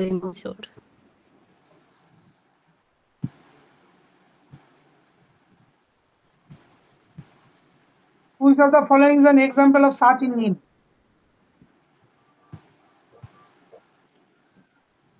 Google Scholar. Google Scholar. Email is useful in research mainly. Communication. Option B. Sharing data. Which component Microsoft Office is mainly used for preparing research report? Research report. MS Option PowerPoint. B. Research report. No, sir. Word.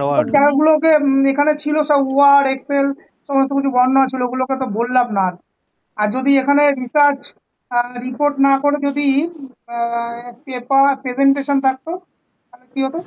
My PowerPoint. বেশ। Which MS Office tool helps statistical and graphical data analysis?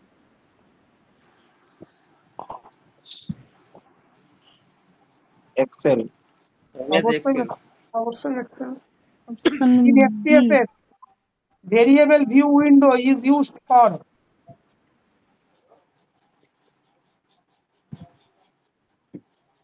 তোমরা SPSS তো Option B. Option B. Variable Sensitive. Define the variable setting. দুটো window থাকে, একটাকে বলা হয় data view, যেখানে সমস্ত ডেটা গুলো থাকে, আর একটা হচ্ছে ভেরিয়েবল ভিউ।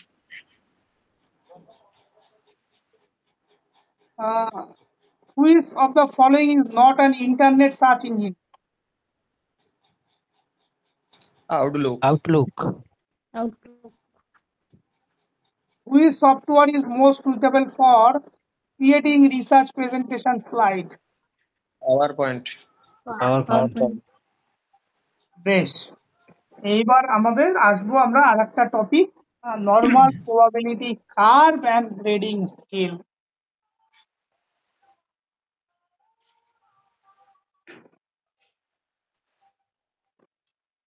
দেখো, নর্মাল প্রবাবিলিটি কার্ভ কাকে বলে?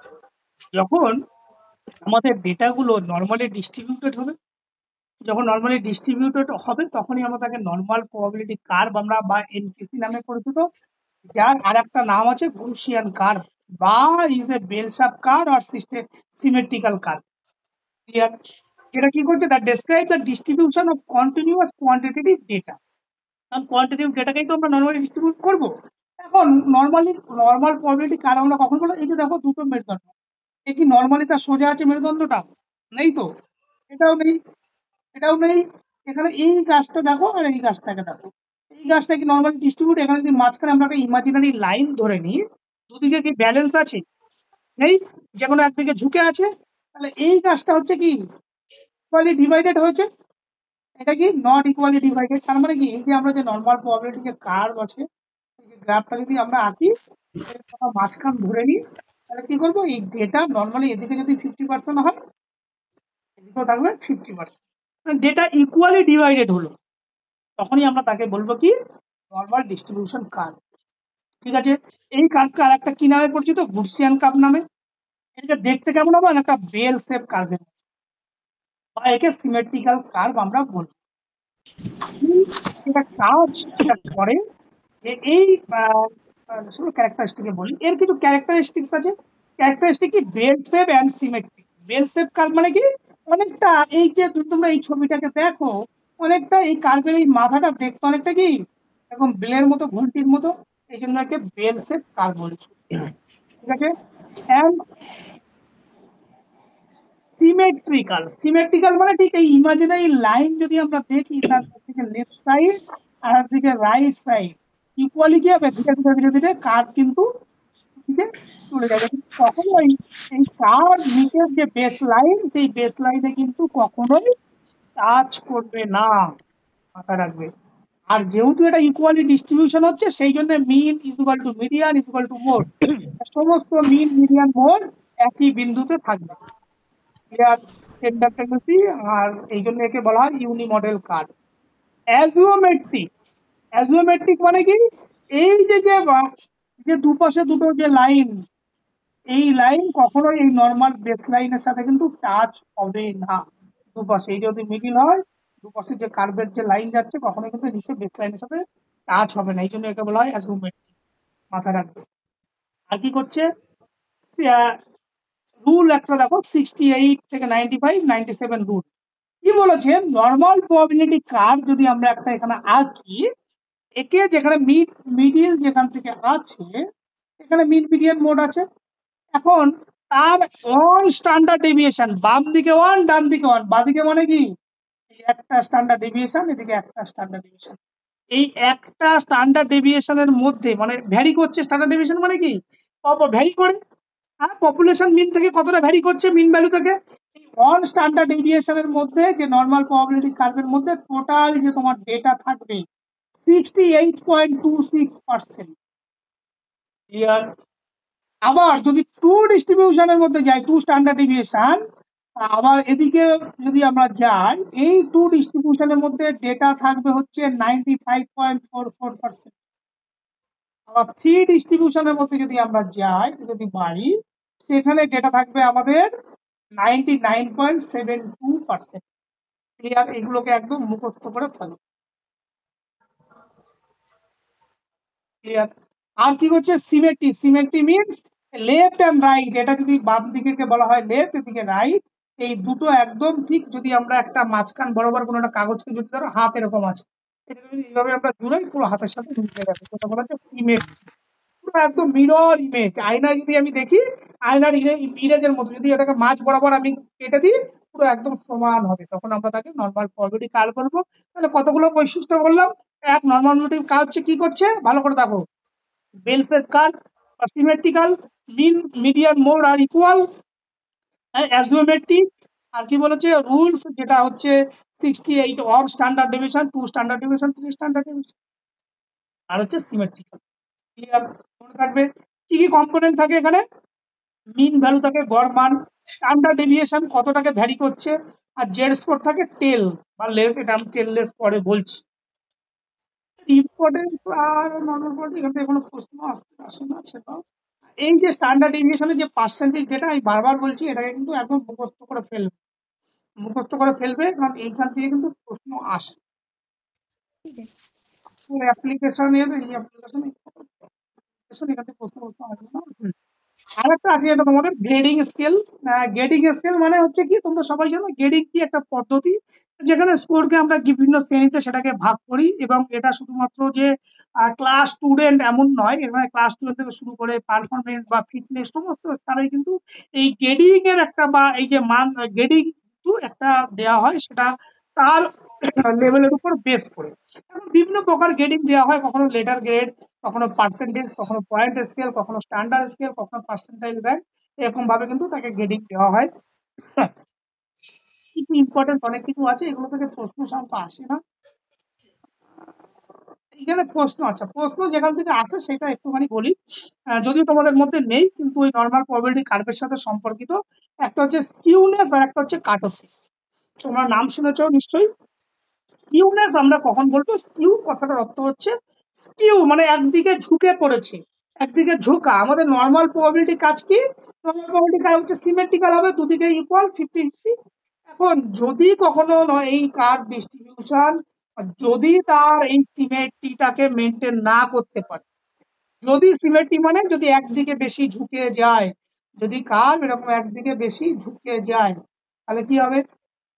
তখনই আমরা তাকে বলবো কার্ভটা স্কিউ, মানে একদিকে ঝুঁকে পড়েছে। সেই জন্য বলেছে skewness is the statistical measure that describes the asymmetry of lack of symmetry in the distribution of data. It show whether tail to the left or right. Tail means আমরা টপ বিন্দুটাকে বলি head, আর এই যে যেটাকে যাচ্ছে সেটাকে বলা হয় টেল, মানে লেজ। এই লেজ এটা সেটা ডান দিকে হতে পারে, বাম দিকে হতে পারে। যদি ডান দিকে হয় তার একরকম পজিটিভ স্কিউ বলবো, যদি ডান দিকে হয় তাহলে পজিটিভ, বাম দিকে হলে নেগেটিভ। এই পজিটিভ নেগেটিভ স্কিউ এর উপর ডিপেন্ড করে কিন্তু এই যে ধরো এই গ্রাফটাকে যদি তোমরা দেখো, যদি আমাদের কোনো স্কিউনেস, যদি আমরা এই যে নর্মাল ডিস্ট্রিবিউশন কখন বলবো, যখন স্কিউনেস এর ভ্যালু 0 থাকে, স্কিউনেস এর ভ্যালু যদি 0 থাকে, সাধারণত 0 না, ওটা -5 থেকে -0.5 থেকে +0.5 এর মধ্যে থাকলে আমরা তাকে বলি নর্মাল ডিস্ট্রিবিউশন। যদি স্কিউনেস এর কোনো অভাব ঘটে, তখনই আমরা তাকে বলি যে কোনো একদিকে ঝুঁকে গেছে, ডান দিক বাদিক, তার উপর স্কিউনেস এর ভাগ আসছে, সেগুলোকে আমি বলছি। স্কিউনেস কে করেছিল? কার্ল পিয়ারসন 1984 এ এটাকে এস্টাবলিশ করেছিল। এখানে দেখো স্কিউনেস মূলত 3 প্রকার। এটা দেখো টাইপ অফ স্কিউনেস, এটা হচ্ছে একটা নেগেটিভ স্কিউনেস, নর্মাল ডিস্ট্রিবিউশন বা নো স্কিউ, আর একটা হচ্ছে রাইট স্কিউনেস বা পজিটিভ স্কিউ আমরা যাকে বলবো। এখন এই নেগেটিভ স্কিউ মানে কি? নেগেটিভ স্কিউ এর কিন্তু এই যে এখানে দেখো সুন্দরভাবে লেখা আছে, নেগেটিভ স্কিউ আমরা কখন বলবো? লেফট টেল লং। নেগেটিভ স্কিউ মানে এটা বাম দিক, লেফট টেল, এই যে এটাকে টেল বলছি, এটা অনেকটা দেখো লং লং বলেছে। এবং এর যেটা রয়েছে কি, সবার আগে কে থাকছে? মিন থেকে কে বড়? মিডিয়ান বড়। আবার মিডিয়ান থেকে কে বড়? মোড বড়। মানে কি, যখন আমরা এই নর্মাল ডিস্ট্রিবিউশনের কার্ভ অনেকটা বাম দিকে ঝুঁকে পড়বে, তখন আমরা তাকে কি বলবো? নেগেটিভ স্কিউ বা লেফট স্কিউ। যেক্ষেত্রে কি থাকবে? মিন ভ্যালু সব থেকে কম থাকবে, মিনের থেকে মিডিয়ানের ভ্যালু বেশি এবং মিডিয়ান থেকে মোডের ভ্যালু বেশি। আবার যখন পজিটিভ স্কিউ বা রাইট স্কিউ আমরা যখন কখন বলবো? যখন আমাদের এই নর্মাল প্রবাবিলিটি কার্ভ যখন আমাদের ডান দিকে ঝুঁকে পড়বে। ডান দিকে ঝুঁকে পড়ছে তার মানে কি, এই যে আমাদের ডান দিকে মানে কি প্লাস সিম্বল, ডান দিকে প্লাস হয় কার্ভের আর বাম দিকে মাইনাস হয়, তাহলে এক্ষেত্রে কি হবে? আমাদের মিন ভ্যালু সবসময় বেশি হবে। তাহলে মিনের থেকে মিডিয়ান কম, মিডিয়ানের থেকে মোড কম, দুটো জিনিস। আর যখন ডেটা নর্মালি ডিস্ট্রিবিউট হবে, নো স্কিউ, তখন কোনো প্রকার স্কিউ হবে না, শূন্য। দুটো জিনিস মনে রাখো, লেফট স্কিউ বা নেগেটিভ স্কিউ কখন বলবো? যখন বাম দিকে ঝুঁকে পড়ে থাকবে, এবং সেক্ষেত্রে মিন ভ্যালু সব থেকে কম। মিন ভ্যালু বেশি কখন? পজিটিভ স্কিউ এর ক্ষেত্রে। এই দুটো জিনিস মনে রাখো, পরীক্ষা হয়ে যাবে। ক্যারেক্টারিস্টিক্স কি বলেছে? মেজার অফ অ্যাজিওমেট্রি, হ্যাঁ, ডেটা কোন দিকে ঝুঁকছে তার উপর ডিপেন্ড করছে। Effect of distribution, relationship of mean median mode, এখান থেকে ভালো দেখো। পজিটিভ স্কিউ কি বলেছিলাম? Positive skew mean value greater than median, median greater than mode. Negative skew কি বলেছে? Mean value less than median, less than mode. আর একটা জিনিস, স্কিউনেস, এই যে স্কিউনেস এর যে কার্ল পিয়ারসনের যে ফর্মুলা আছে, সেই ফর্মুলা যদি 0 বেরোয় তাহলে 0 আমরা বলবো সিমেট্রিক্যাল নো স্কিউ, প্লাস যদি বেরোয় পজিটিভ, যদি বেরোয় তাহলে বলবো রাইট স্কিউ, আর যদি নেগেটিভ ভ্যালু বেরোয় তাহলে বলবো কি লেফট স্কিউ বা নেগেটিভ। এর গুরুত্ব কি কি সেটা আমি বলছি না। আর যে রুলস অফ স্কিউনেস আর একটা জিনিস পড়ে নাও। আর যদি স্কিউনেস বিটুইন -0.5 থেকে +0.5 অ্যাপ্রক্সিমেট সিমেট্রিক্যাল কার্ভ, যদি -1 থেকে +1 এর মধ্যে থাকে মডারেট স্কিউ। হাই স্কিউ কখন বলবো? যখন -1 থেকে গ্রেটার দ্যান +1 হাই স্কিউ, তখন আমরা তাকে বলবো। ক্লিয়ার? কার্টোসিস কখন বলবো? কার্টোসিস কথার অর্থ হচ্ছে আমাদের এই যে পিকনেস, যে আমাদের কার্ভের একদম পিক ভ্যালুটা কোথায়, সেই পিক ভ্যালুর উপর ডিপেন্ড করে বা এই কার্ভের ফ্ল্যাটনেস এর উপর ডিপেন্ড করে, কখনো যেটা যে সবসময় যে এরকম ভাবে ডিস্ট্রিবিউট হবে এমন তো নয়। কখনো দেখা যাচ্ছে কোনো কোনো কার্ভ এরকম সরু হয়ে উপরে উঠতে পারে, আবার কোনো কোনো কার্ভ কি হচ্ছে অনেকটা এরকম ফ্ল্যাটনেস টাইপের হয়ে যেতে পারে। তার উপর ডিপেন্ড করে আমাদের এই কার্টোসিস। এই জন্য বলছে kurtosis is the statistical measure that describe thickness or flatness of the frequency distribution. It indicate how concentrated of the data is around the mean. মিনের থেকে কিভাবে তার চারপাশে ছড়িয়ে আছে ডেটাগুলো, সেটাই হচ্ছে কার্টোসিস। এই কার্টোসিসকে আবার তিন ভাগে ভাগ করা যায়। একটা হচ্ছে লেপ্টোকার্টোসিস, মেসোকার্টোসিস, আর হচ্ছে প্লায়োকিউরেসিস। এখন এই যে ঠিক যে আমরা যে নর্মাল ডিস্ট্রিবিউশন কার্ভে স্কিউনেস করেছিলাম, যখন ডেটা সিমেট্রিক্যালি যখন ডিস্ট্রিবিউট হবে তখন স্কিউনেস এর ভাষায় নো স্কিউ বা জিরো স্কিউ। ঠিক এক্ষেত্রেও আমরা যখন কার্টোসিসের ভ্যালু যখন নর্মাল ডিস্ট্রিবিউশন হবে তখন আমরা কি বলবো, মেসোকিউরিটি। ক্লিয়ার? আর যখন সরু হয়ে যখন একদম টপ ভ্যালুটা যখন অনেকটা সরু হয়ে লম্বায় উপরে চলে যাবে তখন আমরা বলবো লেপ্টোকিউরেটিক। এই লেপ্টোকিউরেটিক কখন হবে?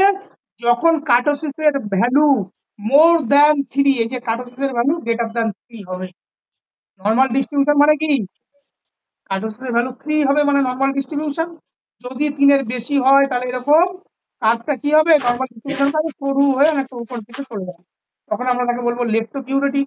আর প্লায়োকিউরেটিক কখন বলবো? যখন অনেকটা পিরামিডের মতো হবে, যখন কার্ভের মাথা খুব বেশি উপরে উঠবে না, এরকম ফ্ল্যাটনেস টাইপের ভাবে ছড়িয়ে যাবে, তখন তাকে আমরা বলবো প্লায়োকিউরেটিক। প্লায়োকিউরেটিক কখন বলবো? যখন কার্টোসিসের ভ্যালু 3 এর কম হবে। 3 এর কম হবে, তাহলে কার্টোসিসের ভ্যালু যখন 3 হবে তখন আমরা তাকে কি বলবো, নর্মালি ডিস্ট্রিবিউটেড। যখন 3 এর কম হচ্ছে তখন আমরা কি বলবো, তখন আমরা বলবো প্লায়োকিউরেটিক। আর যখন বেশি হবে তখন আমরা বলবো লেপ্টোকিউরেটিক।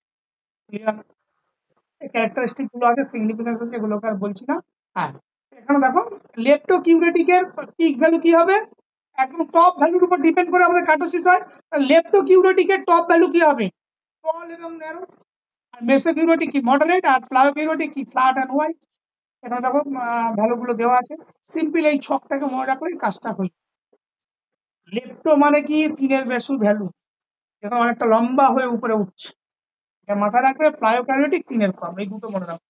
আর মেসো মানে একদম নর্মাল ডিস্ট্রিবিউশন। চলো এবার এখান থেকে কতগুলো কুইজ আছে সেগুলোকে একবার পড়ে নিই। Quiz of the following best describe the normal probability curve. নিচের কোনটা নর্মাল প্রবাবিলিটি কার্ভের বেস্টটা ডেসক্রাইব করছে? Option B. Option B, bell shape and symmetrical curve. Question number 2. Who will develop the concept of normal probability curve? একটু আগে বললাম। Option Karl A. Pearson. Option A. Normal distribution value of skewness is 0। which measure indicate the axiomatic of frequency distribution?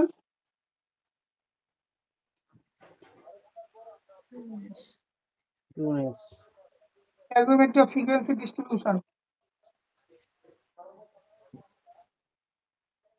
এটা normally distribute কিনা তার উপর কি বলবো তাকে? অবশ্যই। আর এই যে more peak then normal is called more peak, মানে Option A. কার্টোসিসের বেশি। Distribution flatter than normal is called option A. apply to হ্যাঁ option A. sir. Option A.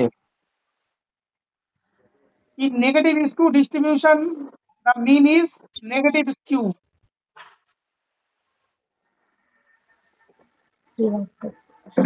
Negative skew ছবিটা কেমন, বি।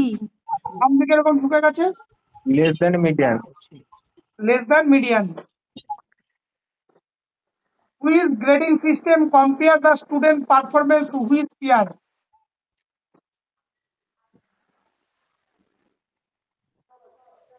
অন্যের সাথে তুলনা করতে সাহায্য করে relative grading. Which of the following used to classify score based on the normal curve? Which of the following is used to classify the score based normal curve?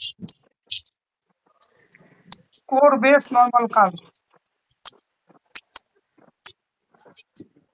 All the above.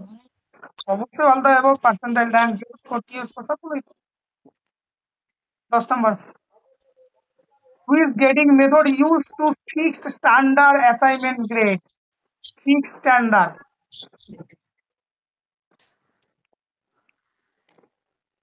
Option C. Absolute grading.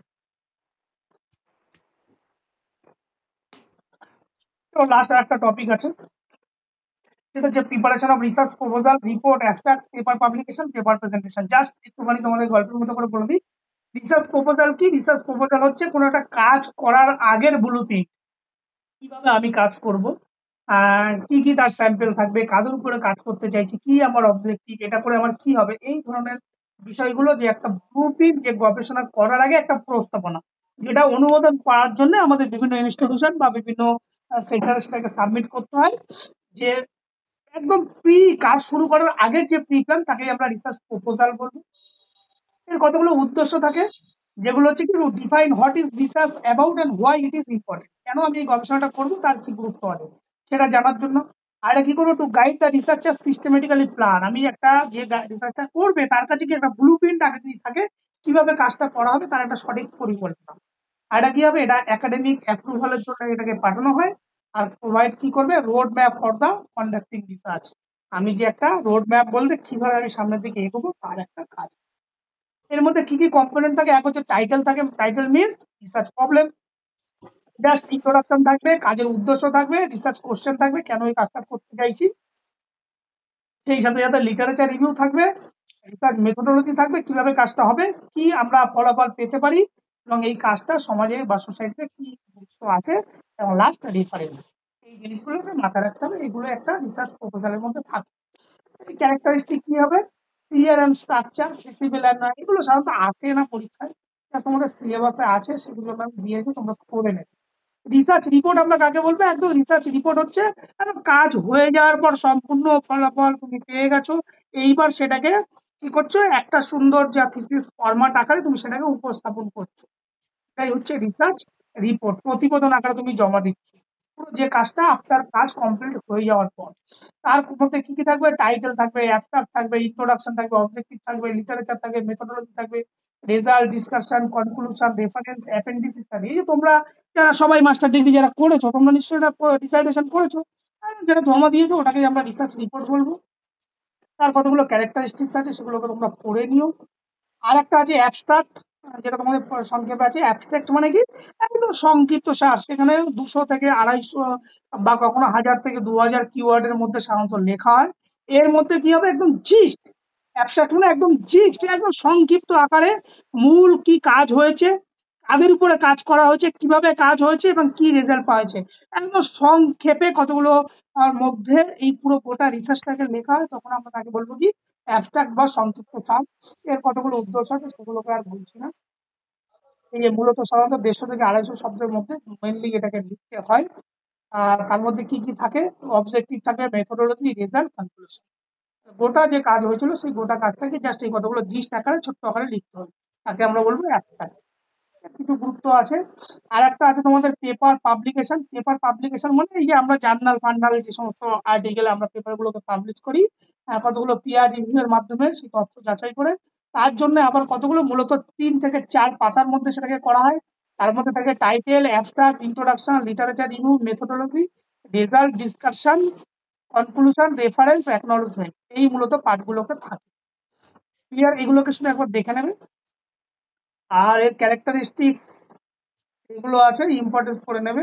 একটা last হচ্ছে paper presentation. এই যে আমরা যারা সেমিনারে paper presentation করতে যাই, গোটা পেপারটা তুমি যা কাজ করেছো, তুমি ম্যাক্সিমাম 5 থেকে 10 মিনিটের মধ্যে সেই পেপারটাকে উপস্থাপন করতে হয়, তাই তো? তাহলে এখন সেই পেপারটাকে উপস্থাপন করার জন্য কি কি তোমার ওই প্রেজেন্টেশনে থাকা দরকার, টাইটেল থাকা দরকার, সংক্ষেপে একদম অ্যাবস্ট্রাক্ট থাকা দরকার, ইন্ট্রোডাকশন, মেথোডোলজি থাকা দরকার, আর এবার প্রেজেন্টেশন কতগুলো আরো কতগুলো জিনিস আছে, রেজাল্ট থাকবে, ডিসকাশন থাকবে, কনক্লুশন থাকবে, রেফারেন্স থাকবে, কত কিছু থাকবে, কিন্তু তোমাকে ডিউরেশন হচ্ছে 5 থেকে 7 মিনিট। সেই জন্য একদম জাস্ট সংক্ষেপে দুই একটা কথা ওই এই গোটা পার্টটার মধ্যে রাখতে হয়। এই জন্য প্রেজেন্টেশনে কতগুলো tip, slide small and clear, use করবে ভিজুয়াল, চার্ট, গ্রাফ, ইমেজেস।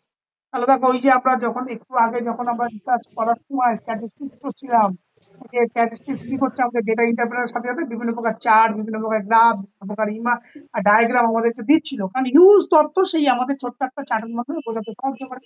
সেগুলো আমাদের কখন কাজে লাগে? প্রেজেন্টেশনের সময়। মেনটেন করবে টাইম লিমিট 10 থেকে সাধারণত 15 মিনিট। এই 10 থেকে 15 মিনিটের মধ্যে আমাদের গোটা কাজটা করতে গেলে আমাদের এই ছোট ছোট ছোট ছোট বিষয়গুলোকে বিভিন্ন চার্ট বা ডায়াগ্রামে প্রেজেন্টেশন করতে হয়।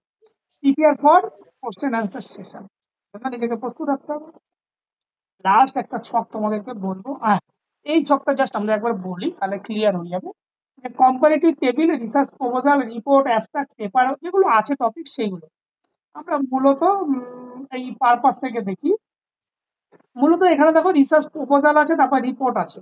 প্রপোজাল কি করে? প্রপোজাল হচ্ছে একদম কাজ শুরু করার আগে একটা pre plan to get for approval and funding. Research report কি? কাজ হয়ে যাওয়ার পরে তার একটা যে রেজাল্ট পেলো, তার একটা ফলাফল। অ্যাবস্ট্রাক্ট কি বলছে? একদম সংক্ষিপ্ত ধারণা, কি কাজ আছে ওর একটা ওভারভিউ, একটা সংক্ষিপ্ত সার।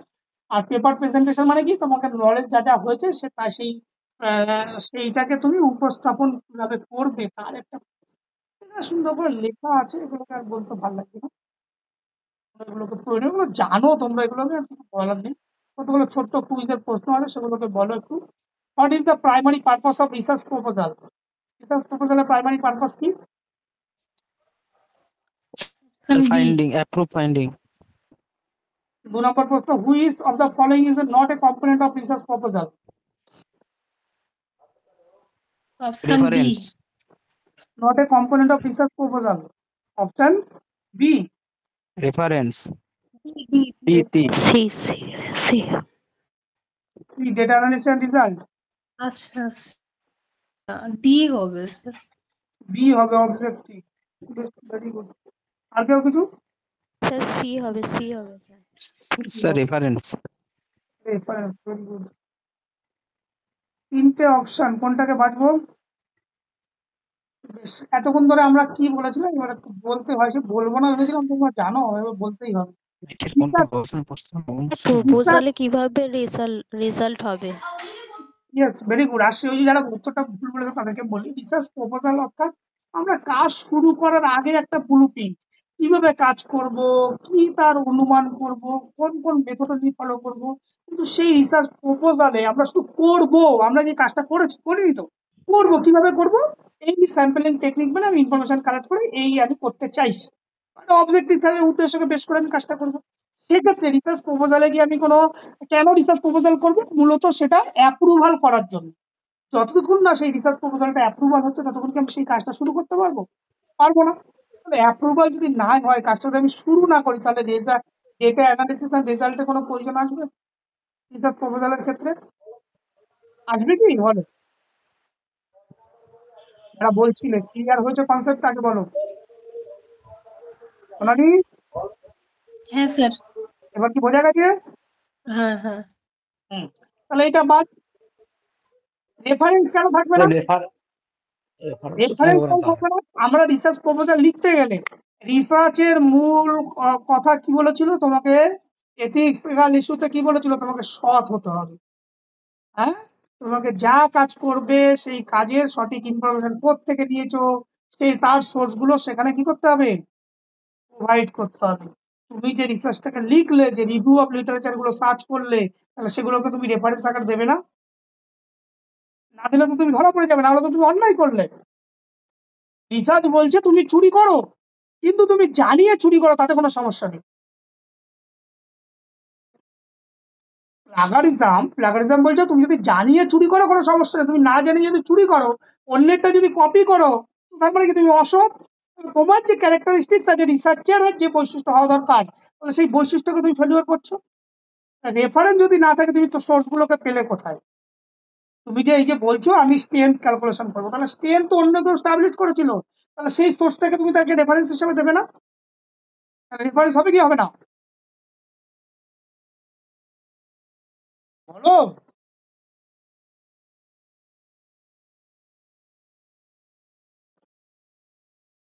বলছো না কেন? রেফারেন্স হবে। তাহলে হবে নাকি? Data analysis and research. 3 number, the first section of research report usually contain First section of research report usually contain Sir, option B. introduction and background. Very good. Question number 4. An abstract generally contain. Abstract এর মধ্যে কি থাকে? C, option C. Option 3, short summary of purpose, method, finding. Very good. Question number 5. Which section of research report represent presentation of result?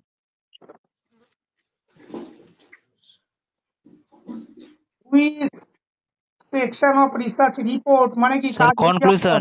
Conclusion. present interpretation of result না Methodology. Hmm Option B. অবশ্যই option Discussion. Discussion part কনক্লুশনে just শুধুমাত্র ডিসকাশনের ডিটেলসে লেখা হয় কেন করা হয়, কি পাওয়া গেছে, কি জন্য পাওয়া গেছে, তার সাপোর্টেড, সেখানে সমস্ত কিছু ইন্টারপ্রিট করা হয়। কনক্লুশনে শুধুমাত্র সিদ্ধান্ত নেওয়া হয়, কার বেসিসে সিদ্ধান্ত নেওয়া হবে, এই ডিসকাশনে যে ইন্টারপ্রিটেশন করা হবে তার বেসিসে কনক্লুশনে শুধুমাত্র সিদ্ধান্তগুলো লেখা হয়। আর এখানে লিখতে হবে কেন হলো, কি জন্য হলো, এই এর আগে এই বলেছে, এই কারণে এটা হয়েছে, এখানে তুমি ফাইনাল একটা সিদ্ধান্ত নেবে। Number 6. In a paper for publication, the reference section includes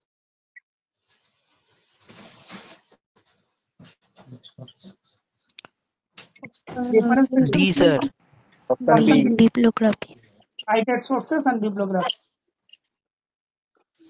What is the main focus of paper presentation?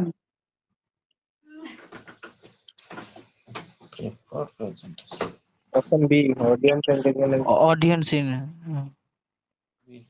Which of the following is most important in preparing a PowerPoint presentation? Option B. Option B. Clear bullet. Clear bullet Point and visual. Question number 9. Which part of research proposal outline how data will gather? Which part of Methodology. research Methodology. proposal? Methodology.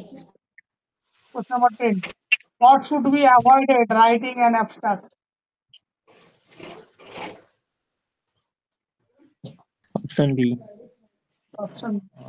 এই হলো তোমাদের শেষ question, এই হলো তোমাদের statistics এর যা syllabus ছিল তোমাদের। এই যে দেখো তোমরা সিলেবাস, এই হচ্ছে গোটা সিলেবাস। এবার বলো তোমাদের এখান থেকে কি আর কোনো জিনিস জানার আছে?